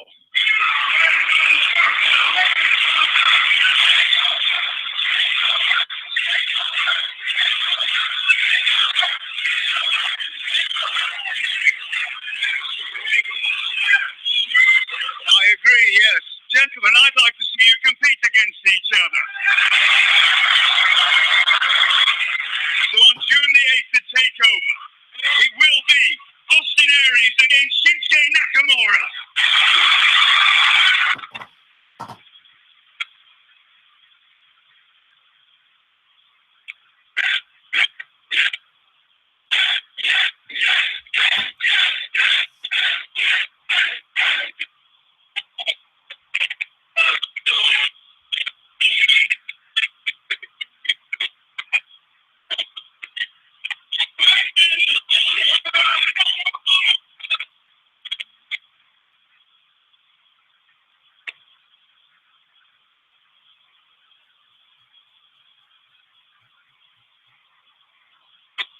I want to bring the greatest band that ever lived. One-on-one with the king of strong style takeover. This is not takeover. Couldn't get any bigger. 2 weeks away, right here inside Full Sail University. Will it be the king of strong style, or will it be the greatness of Austin Aries? Ha ha ha! Well, TakeOver just gets better and better. Austin Aries and Shinsuke Nakamura. Let me just say about this segment, I want to say something here. It's about fucking time we heard Nakamura cut a promo. Didn't say much, but at least said freaking something. He's like, you understand Japanese? He's like, I don't understand you at all. Yeah, me too. That was kind of funny. But then he said, King of Strong Style. Like, he at least starts, okay, we know Nakamura can speak a little English. Now we now know that he can talk a little bit and he can say some stuff in a normal speaking voice. He's not doing a goofy Japanese accent. He can speak like a normal person, which it sounds a little prejudiced, but it's a good sign. Because if you come into WWE and you can't speak English and you have a goofy accent, they're gonna make you a joke character. But if you can talk normal, speak how people speak, then you're more likely to get a push. And it's easy, like 90 and seconds. the fact, and that's what I love about it, the fact that Nakamura, we can now understand the man can speak some freaking English, which was my biggest issue with Nakamura. I yet to see him talk on the mic. All I hear is, I'm the king of strong style. Well, are you the king of verbal style? Then I'll fucking accept that too. But you know, that was a good sign. And I hope at least next week, now that we know that they're going to be facing off at TakeOver, I'm hoping at least next week, we'll see some more talking from Nakamura. We already know he can wrestle. We've established that. He's great in the ring. He's the king of strong style. I fucking get it. I get it. I don't need to be educated on how well he can wrestle. We've established that. What we need to establish is, can he cut a promo? Can he talk? Because I don't care how great of a wrestler you are. If you can't cut a promo, I don't want you within 100 yards of the World Heavyweight Championship. And that's any company. So now that Nakamura has finally spoken, I'm slowly starting to see Nakamura as a potential main event player. And on that note, we move on to the next match of the night, which is it's a quick match, but it's still a good one. It's No Way Jose, No Way Jose, No Way Jose versus Jonathan Ortegon, who's a random jobber. Eventually, this match was pretty much short and sweet. Jose hits an airplane spin into a rolling senton, then hits the knockout punch, followed by a Cobra Clutch slam, gets the victory, does his dancing, and despite the fact that it's a short match, No Way Jose is still extremely over with the crowd. They love No Way Jose. This guy is so over, it's insane. If NXT had a mid-card title, I would give it to No Way Jose, or at least make him a viable contender for it. But they don't. So he's nowhere near ready to be NXT champion, but he is over. I could definitely see him making it on the main roster in some capacity. He could join the New Day. He could team up with R-Truth. He's got the skills to pay the bills. He's great in the ring. He has a great personality. He comes out to that ring, the crowd responds. If you debut him the night after WrestleMania, which is where I think all future call-ups should happen, so that way they can get the crowd response that they need. He comes out to that ring the night after WrestleMania, you're going to hear that whole arena going, No Way Jose, No Way Jose, No Way Jose, No Way Jose. This guy's got it. That it factor, it's there. I see a lot of good coming out of No Way Jose. And on that note, we cut to the backstage area where we see American Alpha. Jason Jordan, Chad Gable, like I said, at TakeOver, they will defend the tag team titles against the Revival. And here is what they have to say about this epic rematch.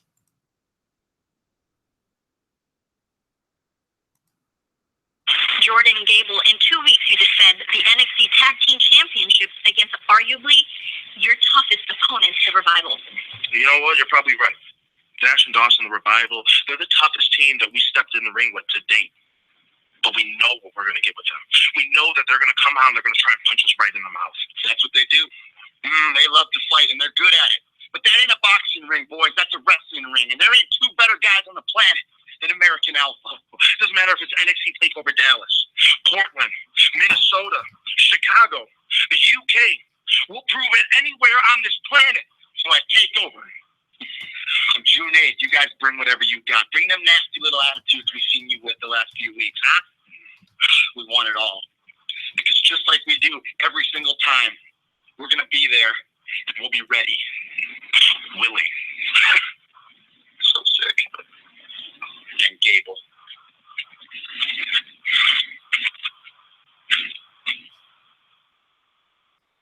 Ready, willing, and Gable.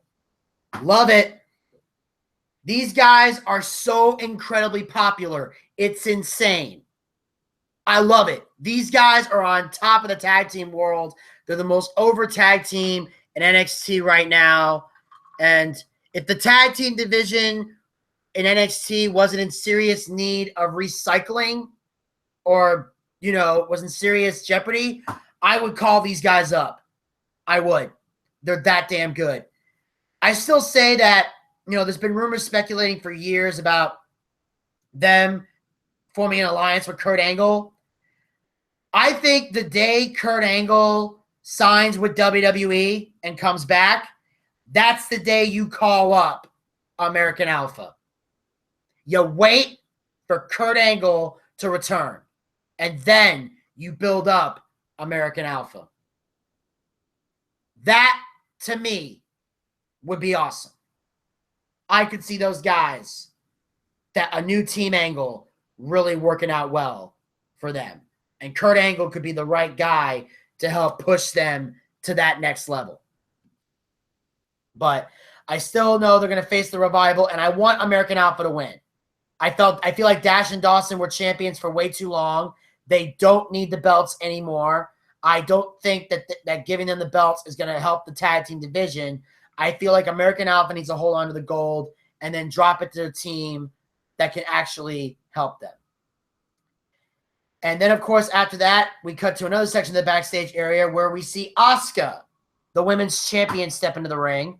And as we know, the next match is a triple threat match to determine who will be the new #1 contender to her title. And here's what Asuka has to say about a potential opponent. Asuka, we are moments away from finding out who'll be the #1 contender, face you at TakeOver for your NXT Women's Championship. Do you have any preference of who you want to face in that match? No matter who wins.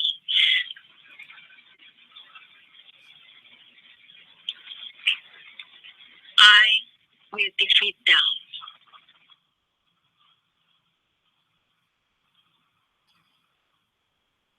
A woman of few words, but at least she got some mic time. That's what I love about Asuka. Asuka can cut a promo. Doesn't say much, but when she does it, she makes it count.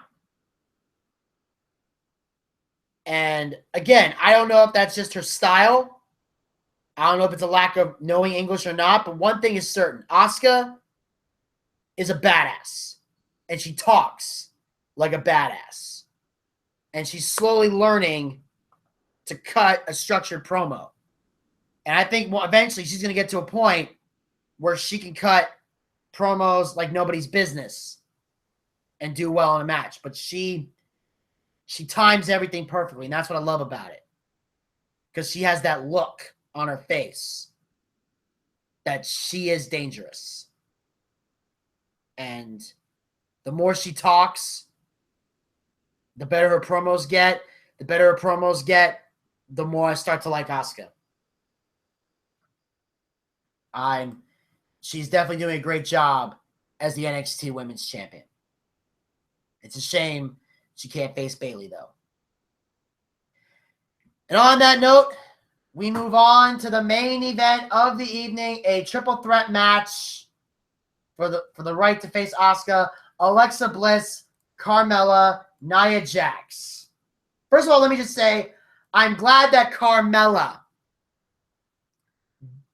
didn't do her microphone entrance, because I was tired of my ears bleeding during her when she talks. I just can't take that Staten Island accent. I can't. Every time I hear it, I'm reminded of why I don't live in New York. But anyway, overall, great match. Alexa Bliss immediately leaving the ring, letting Jax and Carmella do most of the work, a vintage heel tactic. Eventually, I love Carmella in this match, really coming into her own as a wrestler. The Thez press from the top rope, taking down Nia Jax. Nia Jax getting taken off her feet was amazing to see, and great on the part of Carmella, proving that she can wrestle. So this is definitely a standout moment for her. Alexa Bliss, of course, trying to take advantage by hitting the Sparkle Splash on Nia Jax, which almost made it look like she was going to win till Carmella broke up the pin. So there were times where it looked like any of them were going to win. But, of course, in the end, eventually Carmella locked in the triangle choke on Bliss, but Jax broke it up. Jax picks up Carmella for a body slam. She reverses into a sleeper hold. Jax breaks the hold. Then, eventually, Jax sends Carmella on the mat, and then hits her leg drop finish. So she's basically like a female Hulk Hogan in the sense that her finisher is now the leg drop because of how big she is. And then 1, 2, 3, the winner of the match, Nia Jax. So Nia Jax is going to be the #1 contender, and we're now going to see Asuka versus Nia Jax for the NXT Women's Championship. And, of course, Asuka comes out. They get nose-to-nose. Asuka holds up the belt, and then Jax says, "If you get this close to me again, I'll drop you where you stand." And that closes NXT. But, of course, the whole time Nia Jax is talking, we know that there's only one thought and one thought only going through the mind of Asuka. She takes one look at Nia Jax and thinks, "Someone's a big fat bitch. I've seen your cellulite, like.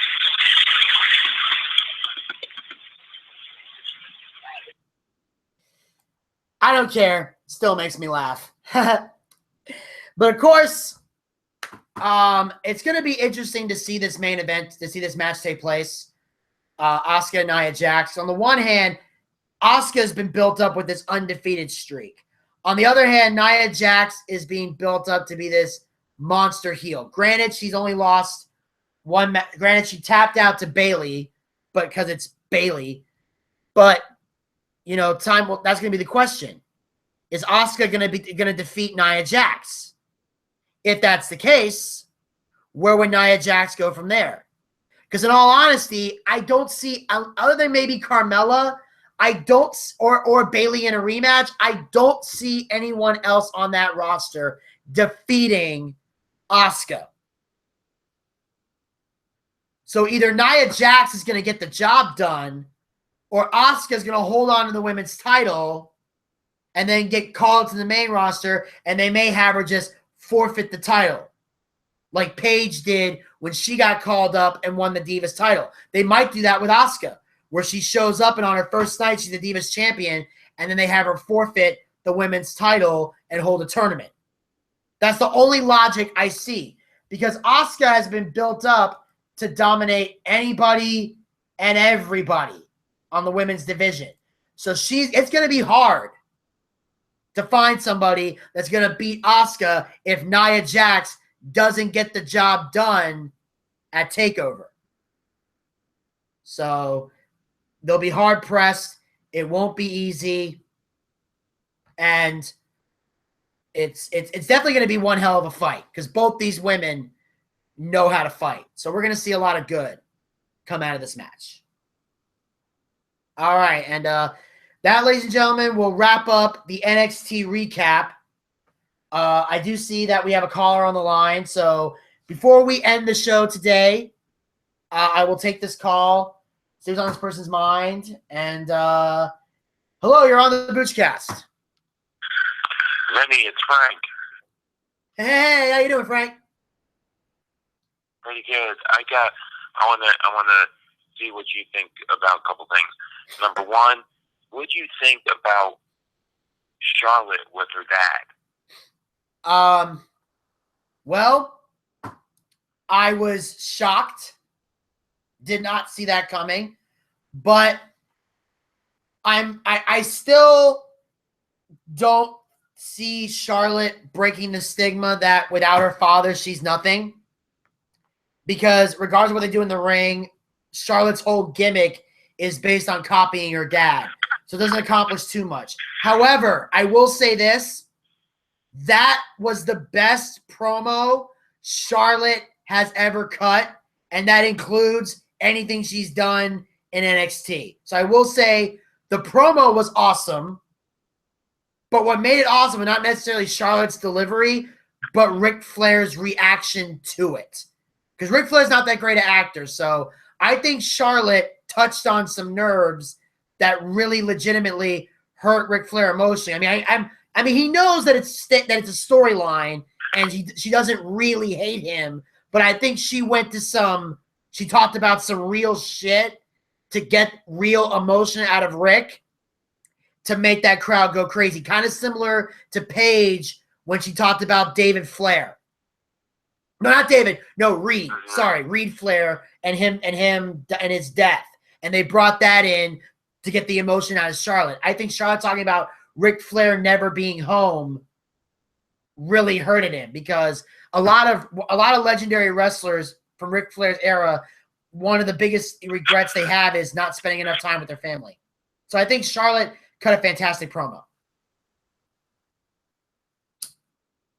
So who does that leave for her to fight next for the championship?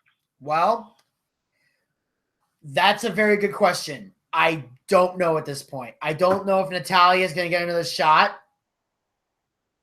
Although it does kind of look like they might go for a third match. I'm thinking it's going to be either Natalya or Dana Brooke.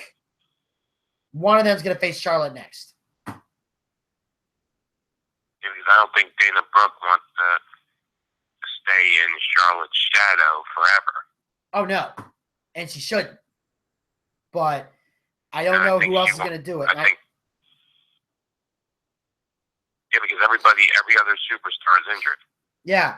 I mean, although Sasha Banks is on her way to coming back, but they're still saving her till SummerSlam. Like, apparently I actually found out online she suffered a concussion by accident when apparently she was going for a cover. You know, sometimes when they go for a cover, you see the referee they duck down low or they slide in so they can count the pinfall fast. Mm-hmm. Well, apparently when the referee slid down to make the 3 count, his knee accidentally kneed Charlotte in her head. Like, his knee came down on the top of her head by accident, and it caused her to have a concussion. So it was a freak accident that happened. The ref's not in trouble. It was just an accident, but apparently that's what injured Sasha, a referee. Interesting. Okay, and my other thing is I'm glad Matt Hardy is going a different way now, because before he was just, oh, okay, it's Matt Hardy. Ooh, whoopee. He's in those big baggy pants. Ooh. I think he needs to go a different way, because if he's going to face his brother, but before Matt Hardy was just in the shadow of Jeff Hardy, to me. And I just thought he can't be in his brother's shadow for the rest of his life. And I'm glad he is doing something different. Now, I don't know if that makes him good enough to beat Jeff Hardy, but I think what he's doing is good, because every time you think of Matt Hardy, you think, oh, Jeff Hardy's brother. And so, if he wasn't going to do anything different, that's all. When I think of Matt Hardy, I don't think of Jeff him as Jeff's brother at all. And I think when people think of Matt Hardy, usually people think of Matt Hardy, they think about the Edge and Lita love triangle or something like that. They don't really think of him as Jeff's brother. It's because even though Jeff got a bigger push than Matt, despite the fact that I think Matt Hardy is the better competitor, but I don't think nobody sees him as his brother. I think people just had so many negative things about him, and that Matt never really had much of a gimmick. He's had heel and face turns, but his gimmick always remained the same. So to see him go this dark way, kind of similar to Jeff Hardy and the Willow character, to see Matt go this dark route is much different, and I think that's really it. It's like it's a gimmick change for Matt that he's never had before. And I like the change. I mean, you if you want to be, and I think what they're doing is the change. I think it's really turns out to be really good, because you just don't want to stay the same forever. You don't want to be, oh, well, okay, well, I'll stay this way forever, and I'll wrestle, and no, that's not going to do any good. So I think, by the way he is now, if he was to go against Jeff Hardy, I think he would give Jeff Hardy a hard time.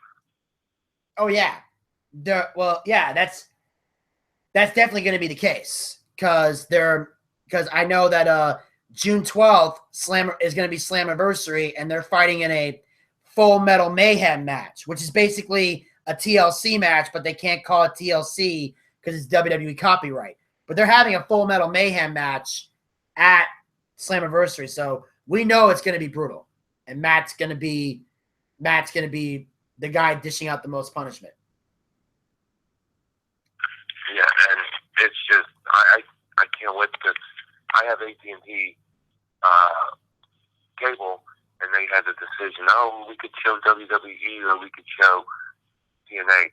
So what they did is they don't show WWE, but you can get it for like $30 on AT&T, because they figured, oh, okay, well, we'll show TNA on AT&T stuff.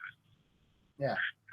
So, to me, that's great. But the other thing now I wanted to ask you, I know you said we talk about Monday, but do you think with SmackDown changing around, do you think it's going to go back to the way it was, where they had a separate championship and then they had a separate Money in the Bank? I'm hearing rumors that that's probably going to happen. I don't want it to.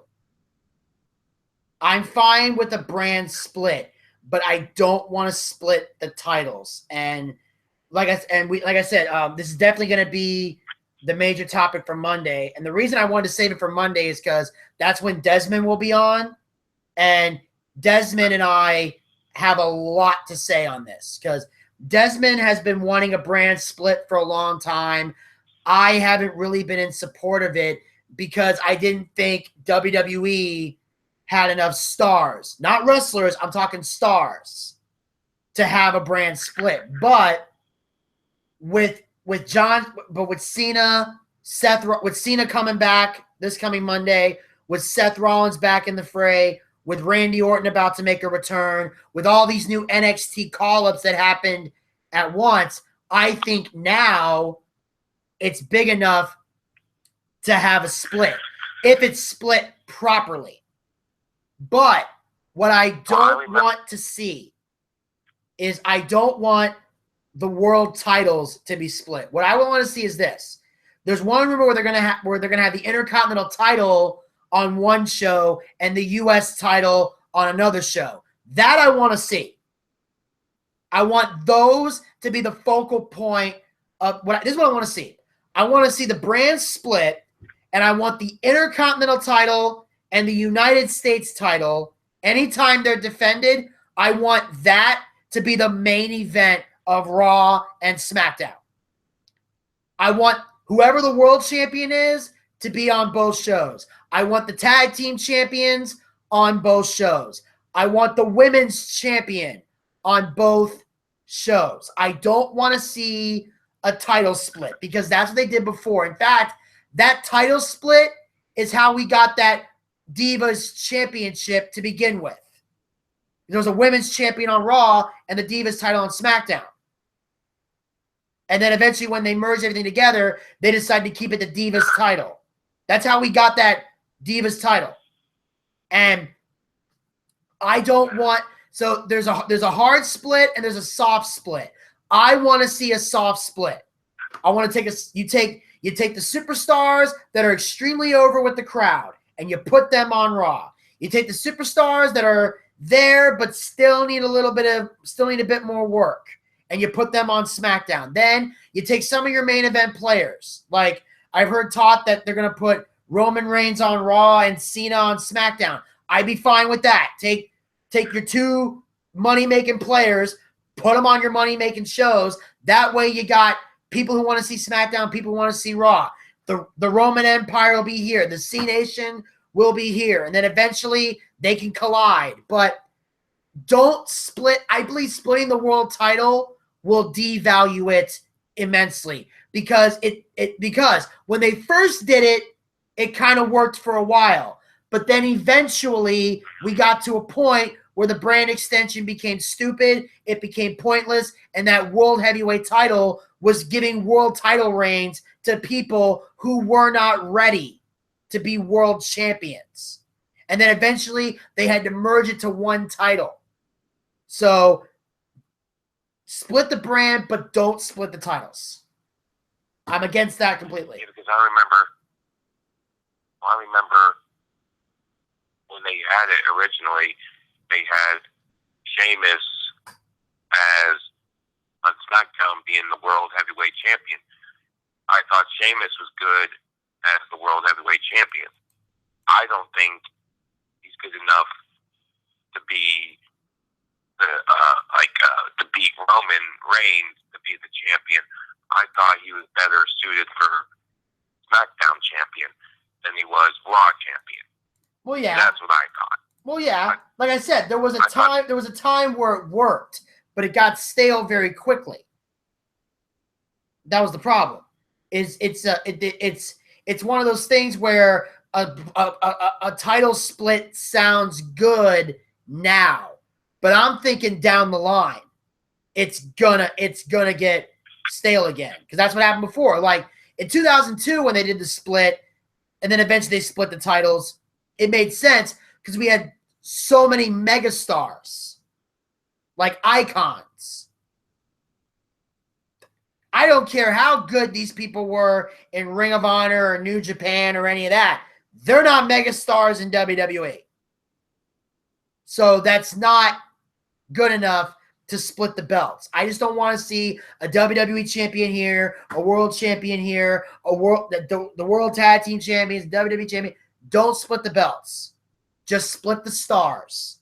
Put some wrestlers over here, some wrestlers over here. And the champions, world tag team and women's, let them go on whatever show they want. Keep the Intercontinental guy here. Keep the U.S. champion here. Keep it simple. That way, when someone's the world champion, they're on both shows. The title means more.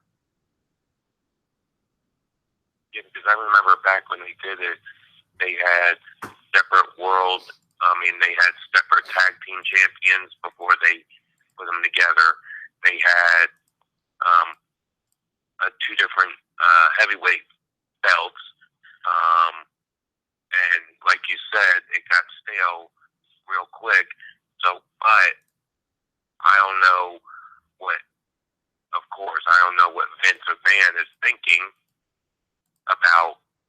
Is it going to go back to that and become stale in like 2 seconds? Or is it going to be, okay, the heavyweight championship floats from both shows, from Raw to SmackDown, back and forth. But like you said, same with the women's champion and same with the tag team. But like you said, putting one belt, putting like, for instance, United States Championship on SmackDown and putting the Intercontinental on Raw. I think those two should stay separate and one be on one show and one be on the other show. And I think with that, I think that'll work. I don't think let's just split the Intercontinental between both shows in the United States. No, that would be stupid. So if he goes with splitting everything, then it's going to get old real quick. Yeah. They got to be very careful with how they do this, because I don't think there's enough stars to have a Raw World Champion, a SmackDown World Champion. I think the titles will get devalued quickly. They just spent all this time making this world title great, and now they want to change it up again. It's not good business to split the titles. It's gonna end badly. I can almost guarantee it. Well, because back then when they did it, you had the Undertaker. He was younger. You had Kane. You had Triple H. You had a lot more stars that could be champions. But now, because you can only get so many people from NXT, you can't say, "Oh, here's everybody from NXT. We have to start from scratch again. Let's go find one person so we can start." You just can't. You can't take the stars that quick. You have to, like you said, you have to build. And what I think they really, really need to build is the tag team division, because you're running out of people to go against the New Day. You only have so many other groups. You have like 2 groups, but the part with the club and then you have if the Wyatt family comes back, but we need more. But the bottom line is they need more wrestlers. They need more. You can't just fight against the same tag team people day in, day out and try to get the belt. So,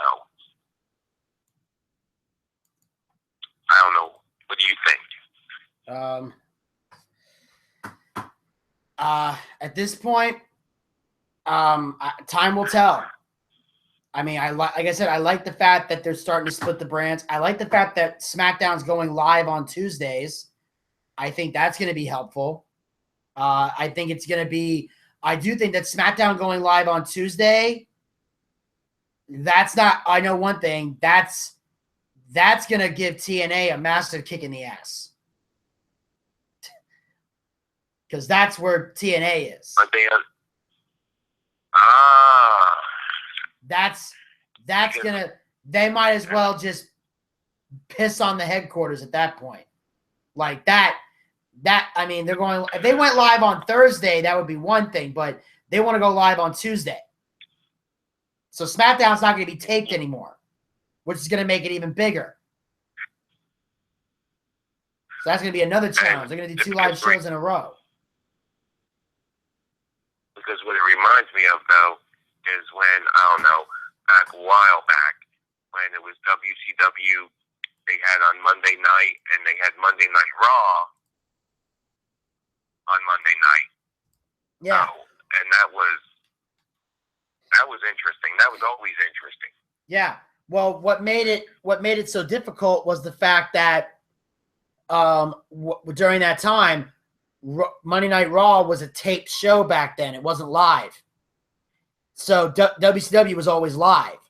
So they would read the spoiler. They would give they would watch the taped Monday Night Raw in the back and give the spoiler alerts on what happened on Raw so people wouldn't go watch. Oh, wow. They would open WCW by telling you exactly what happens on Monday Night Raw. So that way people be like, oh, well, I already know what happened, so might as well just watch WCW. And for a while, it worked. Until the night that Mankind beat The Rock for the title. That was when it didn't work. Because they made the announcement, this guy, Mankind, is going to win the world title. Everybody switched to Raw. Because everybody's like, wait. Mankind is the champion? And they all switched off WCW, went to WWE. And that was the night WWE started winning the Monday Night War, which eventually led to the downfall of WCW. Yeah, that's what I just thought was amazing. And it was just, I don't know, but now, do you think they'll make SmackDown 3 hours like they do Raw? From what I've heard, it's still going to be 2. I don't think they're going to make it a 3-hour show. I don't know if Sci-Fi would let them make it a 3-hour show. That's another thing. This isn't the WWE Network. They got Sci-Fi calls the shots for the most part. So I don't think Sci-Fi would want it to be 3 hours. I think they got so no. Are they going to switch from USA back to Sci-Fi? Oh shit, they're on USA. I forgot. Never mind. I'm an idiot. Nah. Sorry, the thing is, I don't watch SmackDown anymore, so I totally forgot they even moved to the USA Network. My bad. That was me being stupid. No, I don't think USA is gonna make it 3 hours. They can if they want to. I mean, that might be something, but I don't think they're gonna do that. I think they're gonna keep that 2 hours. I mean, fans are already complaining about the fact that Raw is 3 hours long. Yeah. So I don't think they would do it with SmackDown. So yeah, because Raw's always been. I don't care if it was even back when it was SmackDown had its own general managers and everything. It was always Raw was always just better. Yeah, absolutely. Raw was just everybody. Oh, Raw's on. Let's watch Raw. Oh, SmackDown's on tomorrow night or the next night. Okay, let's not watch SmackDown. Let's watch Raw. Well, yeah, Raw was always the better. Raw was always the better show. That's just a fact. Monday Night Raw is a great show.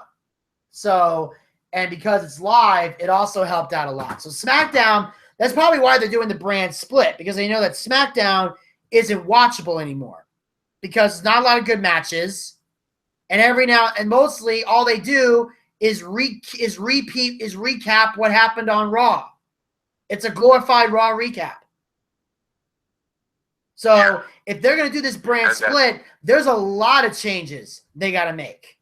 But I don't see SmackDown becoming 3 hours. Yeah, because what I liked about Raw, though, is after the pay-per-view on Sunday, they always do a recap on Monday. So that's what I like about Raw, too. So if you didn't see it, you can always see the recap on Raw. Yeah, but the thing is, it takes up a huge chunk of the show. That's the problem. They take up a huge chunk of the show with it. And a lot of fans are complaining about it. Well, because normally, me, personally, it's not a soap opera. I'd rather see the wrestling. I don't need to see a soap opera. I mean, so the wrestling is what I want to see on Raw. I want to see SmackDown. Hopefully they'll have better wrestling on SmackDown. But as far as Raw, they do prolong it with like, oh, okay, well, this is what happened last night on pay-per-view. Well, and then they have, after they get done talking and everything, they have like 2 matches. And you're like, what? You had that many matches on Raw, that's it? No, it's just, I want to see more wrestling. Well, that's what everybody wants. And the thing is that they need to do a better job. Well, you have to have the promos and the segments in there, because that tells a story that leads to the match. You can't just throw 2 random guys in the ring and go, okay, let's fight, because that'll get boring really quick. So I'm not necessarily complaining about the promos and the backstage segments. I think they're a necessity. There's a lot of them. Some of them don't need to be there, but there are some that are a necessity, because without the story, there is no match. So you can't take them out completely. But in terms of saying, here's what happened last night, mention it briefly when they come out to the ring. Or the guy that does the promo and talks about, I kicked the guy's ass last night. Let that be the recap. Don't take a chunk out to show me, oh, here's a still frame of the guy getting pedigreed. I don't need to fucking see that. Either show the whole thing, either show the guy getting pedigreed or don't. Don't show me still frame pictures. I hate that shit. That's not going to make me want to watch if I missed it last night.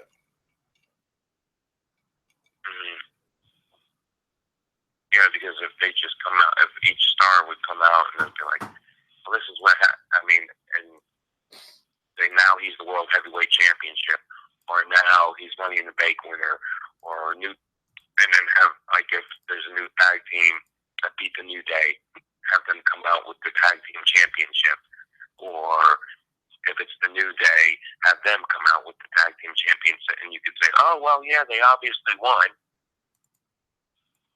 So I'm just curious to see how all this works out, and I can't wait till you talk on Monday, because and the thing that's making me nervous is it can go so many ways, but I don't want it to be like it was before, and then all of a sudden it's dried up, and then people go back to not wanting to watch it.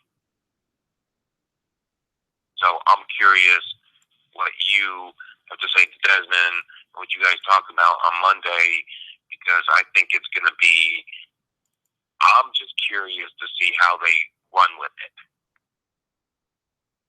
Me too. And yeah, because I just don't want it to be lame.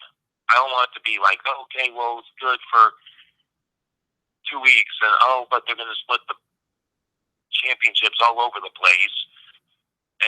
But you don't split the championships like that. Back when they did it, there's not enough stars anymore, because you can't, like I said before, you can't go to NXT. Oh, well, we're going to take all the stars from NXT. We'll put them in Raw. in SmackDown, oh, by the way, NXT is empty. So William Regal would be the general manager of a bunch of chairs or a ring by itself. He'd have to wrestle himself. Yeah, I think what they're going to do is they're going to use the stars that are already on there, that they already got, and just split them up. And give the guys they got more, like a lot of people that are usually sitting backstage and we don't really see on TV that often, they're going to get a lot more TV time, which essentially is what they can do. But I don't see any NXT call-ups happening anytime soon, or at least there shouldn't be. They should just focus on signing people to NXT and dealing with that. Because if you call up too many people, like you said, William Regal's not going to be necessarily be general manager of a bunch of shares, but he's going to be general manager, and there's going to be nobody there really for him to manage. And NXT won't be watchable. That's why guys like Samoa Joe are still down there. Guys like Finn Balor are still there. Eric Young, who got signed, he's still going to be down there. Austin Aries is still there. There's a lot of guys that got called up that probably shouldn't have been called up yet because there's just not enough. But NXT is hurting because of this. Yeah, because like you said, we need more tag team groups. NXT needs to get some more tag teams. I mean, okay, you have plenty of people that wrestle by themselves. I mean, like John Cena, Randy Orton, that do single wrestling.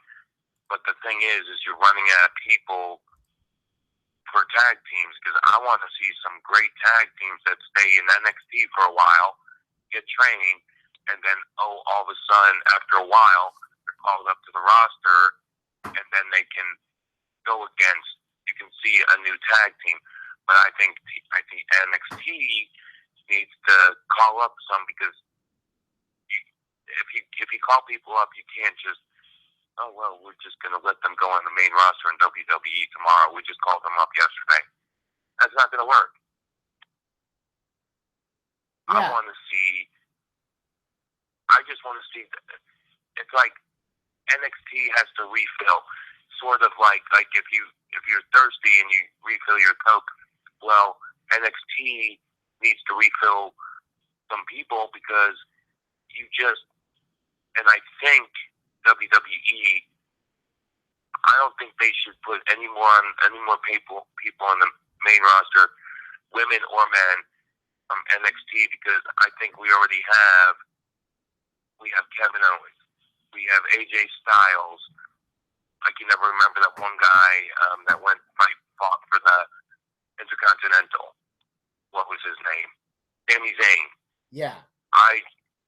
That's already 3 people. And then you have... That's not even including the fact that Apollo Crews is there, Enzo Amore and Colin Cassidy, and the Vaudevillains. They called up their 2 best tag teams that were down there and brought them both up pretty much the same time. They had Enzo and Cass debuted on Raw. The Vaudevillains came out the following SmackDown. It's like and in the process, the NXT tag division's been hurt because of it. I mean, I just think if NXT finds more tag teams or more single competitors, I think they need before Raw starts putting them on the main roster. I think NXT needs to keep the people that they keep for a while before they start putting people back on the main roster, because if you do that, there's going to be nobody. I mean, and I think NXT's, and if you hear about them on NXT, then you're like, oh, well, I can't wait till they get to the main roster, but yet they're going to be in NXT for a while. But because I like, hearing about who the NXT champion is, NXT tag team champion. And I think they need to stay in NXT for a while, because you can't just bring them up. We have so many that Raw is called to the main roster. It's hurting NXT. Yeah. And so it's driving me crazy because okay, I can understand. Oh, if they had called up one of the tag teams and one of the solo wrestlers, but the way they've called up people, like they're calling people up like crazy. Well, yeah. And I hope it changes because I like NXT. I like hearing about like Samoa Joe. He's an NXT champion. But great. Don't call him up to the main roster tomorrow. Let him stay in NXT for a while. Oh, he's definitely going to stay for a while. If Samoa Joe gets called up, it'll be next year. Yeah, but still, even if they don't call him up next year, if they wait another year, but still keep NXT going because if you call up everybody, nobody's going to watch NXT. Yeah. Well, the goal is by the time they call up Samoa Joe, they will have already built up like Austin Aries or Eric Young, and there's talk of Bobby Roode coming in. So the goal is by that time, they're going to have enough established stars that Joe can go up. Because I already know they're already planning for Finn Balor. In the next couple months, we're going to see Balor. Balor's going to show up. But what about, let's see, that's a single wrestler. I'm saying that, well, they're calling up Finn Balor because they plan on having a rivalry between him and AJ Styles. Because now that Styles has pretty much separated from the club, they're going to have Balor come up. They're going to be the Balor Club, and Finn's going to have a feud with AJ Styles. But when they do call him up in a year, 2 years, Samoa Joe, I'd like to see him have a rival with Kevin Owens. Well, yeah, that's the dream of a lot of people. If hopefully by then Kevin will be established enough, and they'll have a great rivalry coming out the gate. But still, even though these are single wrestlers, I still want the NXT to build up the tag team division because the tag team divisions, okay, you have, let's say, against New Day, you have Cena. I'm just saying, I'm just popping out of my head. Cena and Randy Orton. Okay, you have them beat the New Day, but that is not an actual tag team. They're just tagged together for just whatever the situation may be. But those are singles wrestlers, so you can't have a tag team like that. So that's why I want NXT to find tag teams that are going to belong together. Yeah. And hopefully that will happen. Which would be good. Yeah. So, I don't know. I just hope everything just changes around and turns out good. Now, you were talking about Luchador. How is Rey Mysterio doing in that? He's doing great. He's wrestling.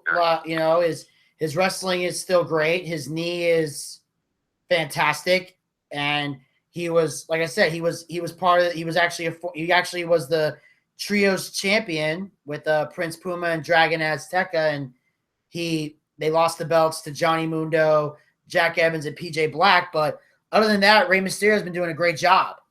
He's definitely coming to his own there, and it's like he's the old Rey Mysterio that everybody knows and loves. He still does 619 and things like that, but so he's been able to keep that gimmick. But Rey's just doing amazing in Lucha Underground. I think he's finally found a home that he's happy in.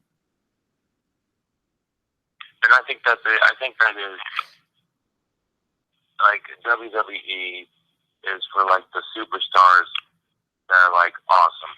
Like, okay, you had at one time Stone Cold, you had The Rock, you had The Undertaker, you had Kane, Randy Orton, Triple H, DX, you had, and I think that's just I think that's the top of the line.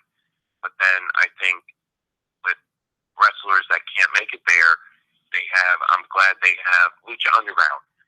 I'm glad they have that because, it's something to fall back on.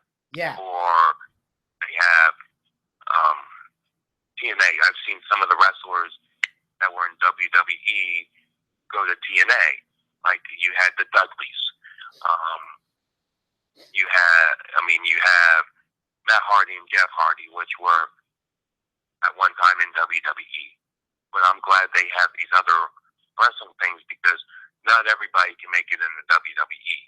You have to be, I'm talking about, you had Brock Lesnar. You had, like I said, Undertaker, Kane, The Rock, Stone Cold. That's just, WWE is the highest you can get. But I'm glad, like Rey Mysterio went to Lucha Underground.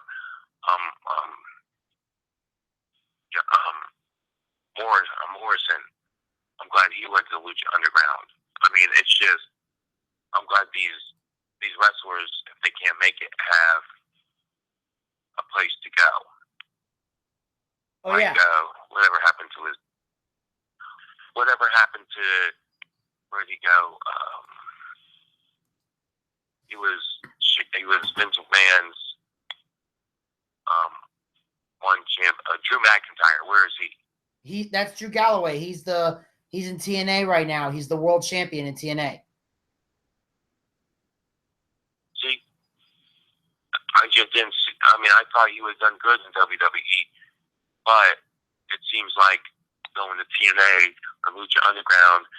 I don't know if this is right. Is it easier for these stars to become a champion there?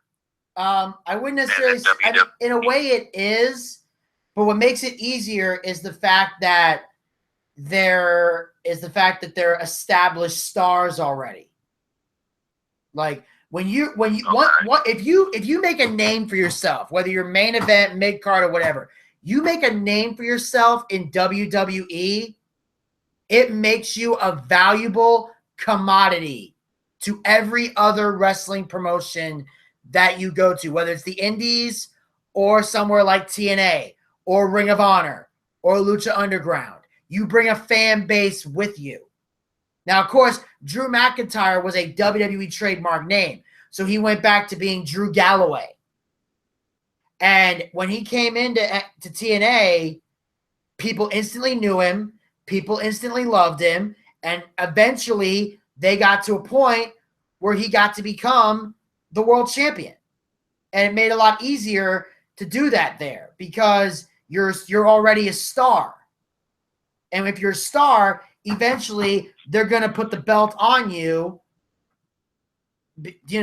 so that way when someone takes the belt from you, they also become a star. Like, that's what makes it so great. Like TNA, when the Dudleys were there, they won multiple TNA tag team titles. Every team they put over became a star. Eventually, Bubba Ray, became Bully Ray. He became a 2-time TNA World Heavyweight Champion. And in the process, put over a lot of talent. So everybody there got, pushed to the moon. And they helped put over the TNA originals who weren't necessarily stars. They were stars in TNA, but they were in TNA because they had no other options. WWE back then was not interested in anybody that was in TNA. But once NXT was formed, Triple H saw the value in someone like Samoa Joe and someone like AJ Styles, for example. Like, these guys became stars around the world, which later brought them to WWE.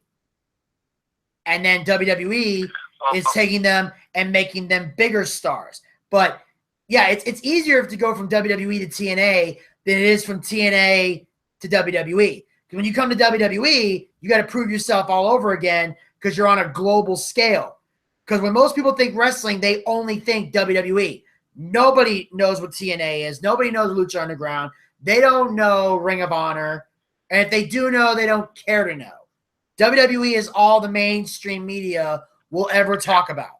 So you got to get to WWE if you want to truly make a name for yourself in the world of wrestling. And a lot of local indie guys are stubborn about that, where they think it's bullshit that they have to go to WWE to get recognition, but facts are facts. If you're in WWE, people take you, mainstream media takes you more seriously as a professional wrestler. And if you leave WWE and go somewhere else, you're taken more seriously because you're a star and they know people will pay money to come see you. Okay. But what about the wrestlers that are in WWE that suck? Like R-Truth, Goldust, Foley. What are they going to do with them? Those guys can go to WWE, can go to TNA and be stars. R-Truth was a star in TNA for a while. He went to TNA and did very well. He actually came up with the name R-Truth while he was down there. He was Raw on the Truth Killings. He cut fantastic promos. I think he was a TNA champion at one point. I know he was a tag team champion with Pac-Man Jones, which was kind of weird. But overall, you know, you can go down there. If you suck, you'll be a star down there because you're still from WWE. So you have credibility. People will pay money to see you, and in the process, they will see the established talent that's already there.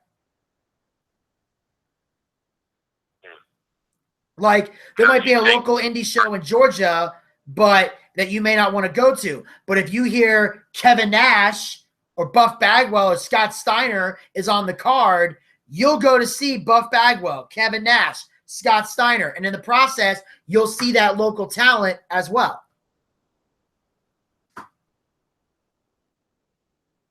Well, do you think R-Truth and Goldust will get together? They already are.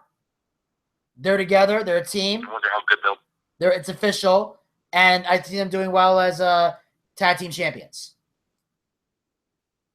Yeah, that's a good... That would be good for them. Absolutely. And Frank, I wish we could talk more, but the clock's about to run out on me. So Okay, and I just wanted to say, have a good weekend. I'm going to tune in Monday because I want to hear what you guys have to say. Absolutely. I look forward to it, man. We'll talk soon. Okay. All right. Bye. All right. See you. All right. And that, ladies and gentlemen, was Frank. Gave him a little bit of time after the show. Wanted to be fair, but I wanted to get through the recap first because I don't like that being interrupted. But that, ladies and gentlemen, will wrap up this episode of the BOOCHCAST for today. I want to thank everybody so much for tuning in live. I want to thank everybody listening to the archives. I'll be back tomorrow, 12 p.m. Eastern, 9 a.m. West Coast time, with another fun-filled, action-packed episode of the BOOCHCAST. A recap of Daytime Fighting League, Volume 2 of Animaniacs, and wrestling and news articles coming your way. So until next time, this is Vinny Bucci, a.k.a. The Booch, saying keep on living life and take care. This has been the BOOCHCAST. I'll talk to you guys tomorrow right here on Blog Talk Radio and YouTube. Thank you for using Blog Talk Radio. Goodbye. All right. Want to make sure the clock didn't run out on me this time. And I'm glad Frank was fair and accommodating on that.